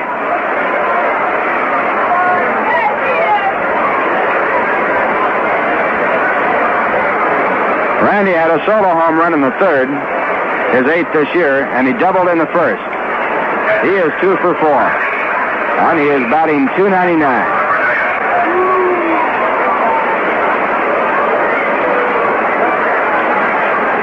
Runners at first and second base. 2 men out, top of the 10th. Huntley, a right-hand batter in his second year in the major league. Beckert at second base with a short lead. And Fisher with his first pitch, a curveball breaking over the outside corner just above the knees. A perfect pitch, strike 1. Huntley was breaking away. He doubled off a curveball with Bob Shaw on the mound his first time up. Bob, the starting pitcher, went 5 innings, gave up 3 runs, allowed 7 hits. He struck out 3 and walked 3. Now the one-strike pitch, a sidearm fastball just outside, right at the knees. Almost a perfect pitch, but called a ball. 1 ball, 1 strike. Mets used LeMahieu for 2 innings. He gave up no runs and 1 hit. Don Shaw for 1. He gave up no runs and no hits. And Jack Fisher, working here in his second inning, has given up a base hit. The base hit, a leadoff single by Glenn Beckert. He is now at second base with Ernie Banks at first on the walk. Now Fisher at 1-1, and the pitch, a breaking ball outside. 2 balls, 1 strike. Next batter to follow, if it goes that far, will be Ted Savage. Jack Fisher would be the type of pitcher in this spot where he would not give in to the batter. And he would prefer, if he had to pitch to the next batter rather than give a cripple.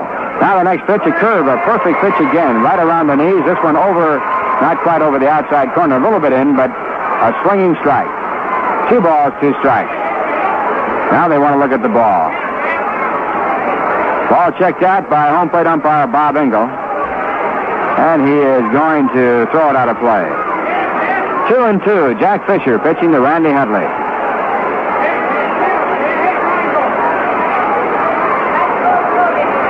Mets had the bases loaded in the bottom half of the 9th with 2 men out and couldn't score. Couldn't score the winning run. They had scored a run earlier to tie up the ball game.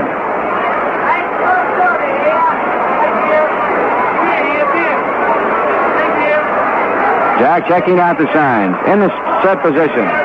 And the 2-2 pitch, a sidearm curve tapped out toward the mound. Fisher comes over to pick it up. Has tossed to first base in time to retire the side. So Jack Fisher coming through and picking up the final out of the inning. No runs, 1 hit, no errors, an intentional walk, and 2 men left on. And the score at the end of 9.5 innings. The Cubs 3, the Mets 3. This year, Plan a trip to one of the most exciting countries in the world. If you haven't traveled there within the last few years, you'll find it's amazingly changed. There's a new and exciting spirit you can almost feel. It's a dynamic feeling. You can see it in burgeoning industry. You can see it in a progressive people. You can sense the optimism and the growth and the hope.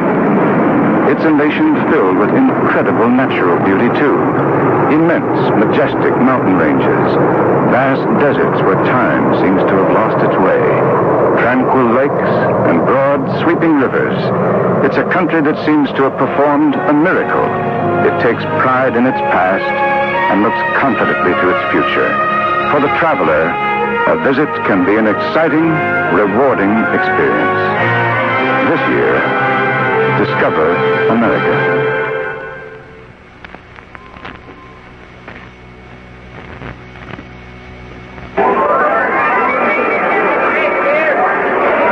It's the bottom half of the 10th. The score, the Cubs 3, the Mets 3. Both sides with 9 base hits, and the Mets coming up with Tommy Reynolds, Ken Boyer, and Al Lupo. On the mound for the Cubs, Cal Kuntz. Cal, the fourth pitcher used by manager Leo DeRosa. The starting pitcher was Bill Hands. He went 6 2/3 innings. Was charged with 2 runs on 5 hits. Chuck Hartenstein came in to work 1/3 of an inning and bailed Bill Hands out. And then Dick Reddish came in for 1. The Mets tied it up off him on 2 base hits and 2 walks. And Cal Kuntz in the ballgame has given up 1 base hit and working 1 inning. His second inning will start him off against Tommy Reynolds. Tommy has a base hit since he replaced Ron Swoboda in the outfield. Ron going out with an injured ankle. And the first pitch by Kuntz, a call strike. Base hit by Reynolds, a swinging bunt on the first base side.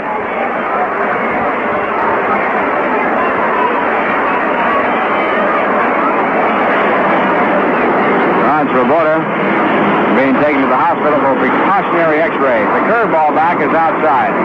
1 ball, 1 strike. He was stepped on by Paul Popovich as he was trying to break up a double play. Mets have Chuck Hiller also with a sprained ankle going to the hospital for precautionary x-rays. Now the right-hander at 1-1 to Reynolds, and the pitch is too low, ball 2. 2 balls, 1 strike. Tommy with 1 home run this year. He's batting .182. The home run came in Philadelphia. Deep drive on top of the roof in left field.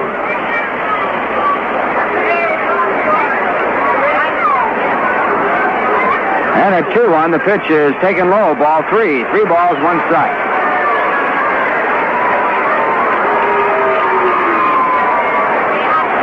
Three and 1.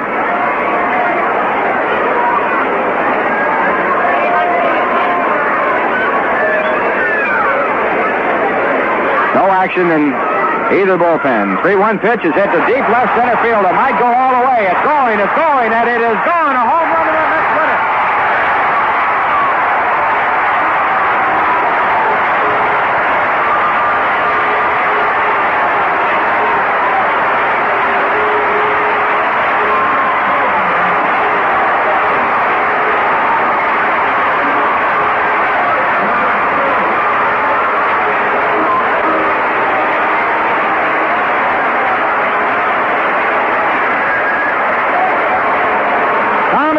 With his second home run of the year, winning the ball game with a home run over the left center field fence, and the Mets win it by a score of 4-3. And the Mets now in extra innings have a record of 7 wins and 1 loss. The Cubs have won 2 and lost 5. Winning pitcher in the ball game was Jack Fisher as he worked 2 innings. Jack giving up no runs and only 1 base hit. The losing pitcher was Cal Kuntz. He worked 1 inning and gave up the home run that gave the Mets the victory 4-3. Fisher now with a record of 4-7. Kuntz with a record of 1-2. Well, you often wonder about baseball. The only reason why Tommy Reynolds was in the ball game was because Ron Swoboda was injured. He came in the ball game, got a swinging bunt single that set it up for the Mets to tie up the ball game in the 8th inning. Tommy Davis had doubled to lead off the inning, and then Tom Reynolds on a swinging bunt came through to get on base, and then later on, Tommy Davis scored the tying run as he scored from third base on a sacrifice fly by Al Lupo. In the early part of the ball game, it was the Cubs all the way. They picked up 7 base hits and 3 runs in the first 3 innings. First 2 runs coming on a 2-run home run by Ernie Banks, his 11th this year. Randy Hundley behind him got his 8th home run to make it a 3-0 ball game. From there on, the Mets using strong relief pitching by Jack LeMahieu, Don Shaw, and Jack Fisher kept the Cubs from scoring and held them to only 2 base hits. And the Mets coming back strongly to pick up a run. Their first run of the ball game in the 6th inning, another in the 7th, another in the 8th to make it a 3-3 ball game, and then winning the ball game as Tommy Reynolds led off with his 2nd home run of the season, a home run over the left center field fence. In the 2nd ball game, it's going to be Tom Seaver pitching for the Mets. Tom coming back from service duty for 2 days on Saturday and Sunday, being rushed into the 2nd ball game. He has won 2 against the Cubs and lost none. And opposing him will be Rob Gardner, the former Met left-hander who was in the deal that sent him over to the Chicago Cubs. Rod going away from the New York Mets farm system, pitching at Phoenix the early part of the season, and then being picked up by the Chicago Cubs. He was in the deal that sent Bob Henley to the New York Mets. So the first game, the line score of that first game won by the Mets, they have 4 runs on 10 hits, they made no errors. The Cubs had 3 runs on 9 hits, they made no errors. The Cubs now have a record of 31-27. The Mets have a record of 20 wins and 37 losses. And the Mets winning the 3rd game of this 4-game series, getting back into where they can make it a 2-2 split with Tom Seaver getting set to go in the 2nd ball game. Rheingold has brought you National League Baseball with the New York Mets. New York Mets baseball has been brought to you by Rheingold Beer as another in his continuing parade of major sports events. It's their way of saying thank you for making Rheingold New York's largest selling beer. Rheingold, either you have it or you don't, and Rheingold's got it. New York Mets baseball was also brought to you by Armory Garage, Central at Colvin in Albany. The man who can move you up to luxury at a price you can afford.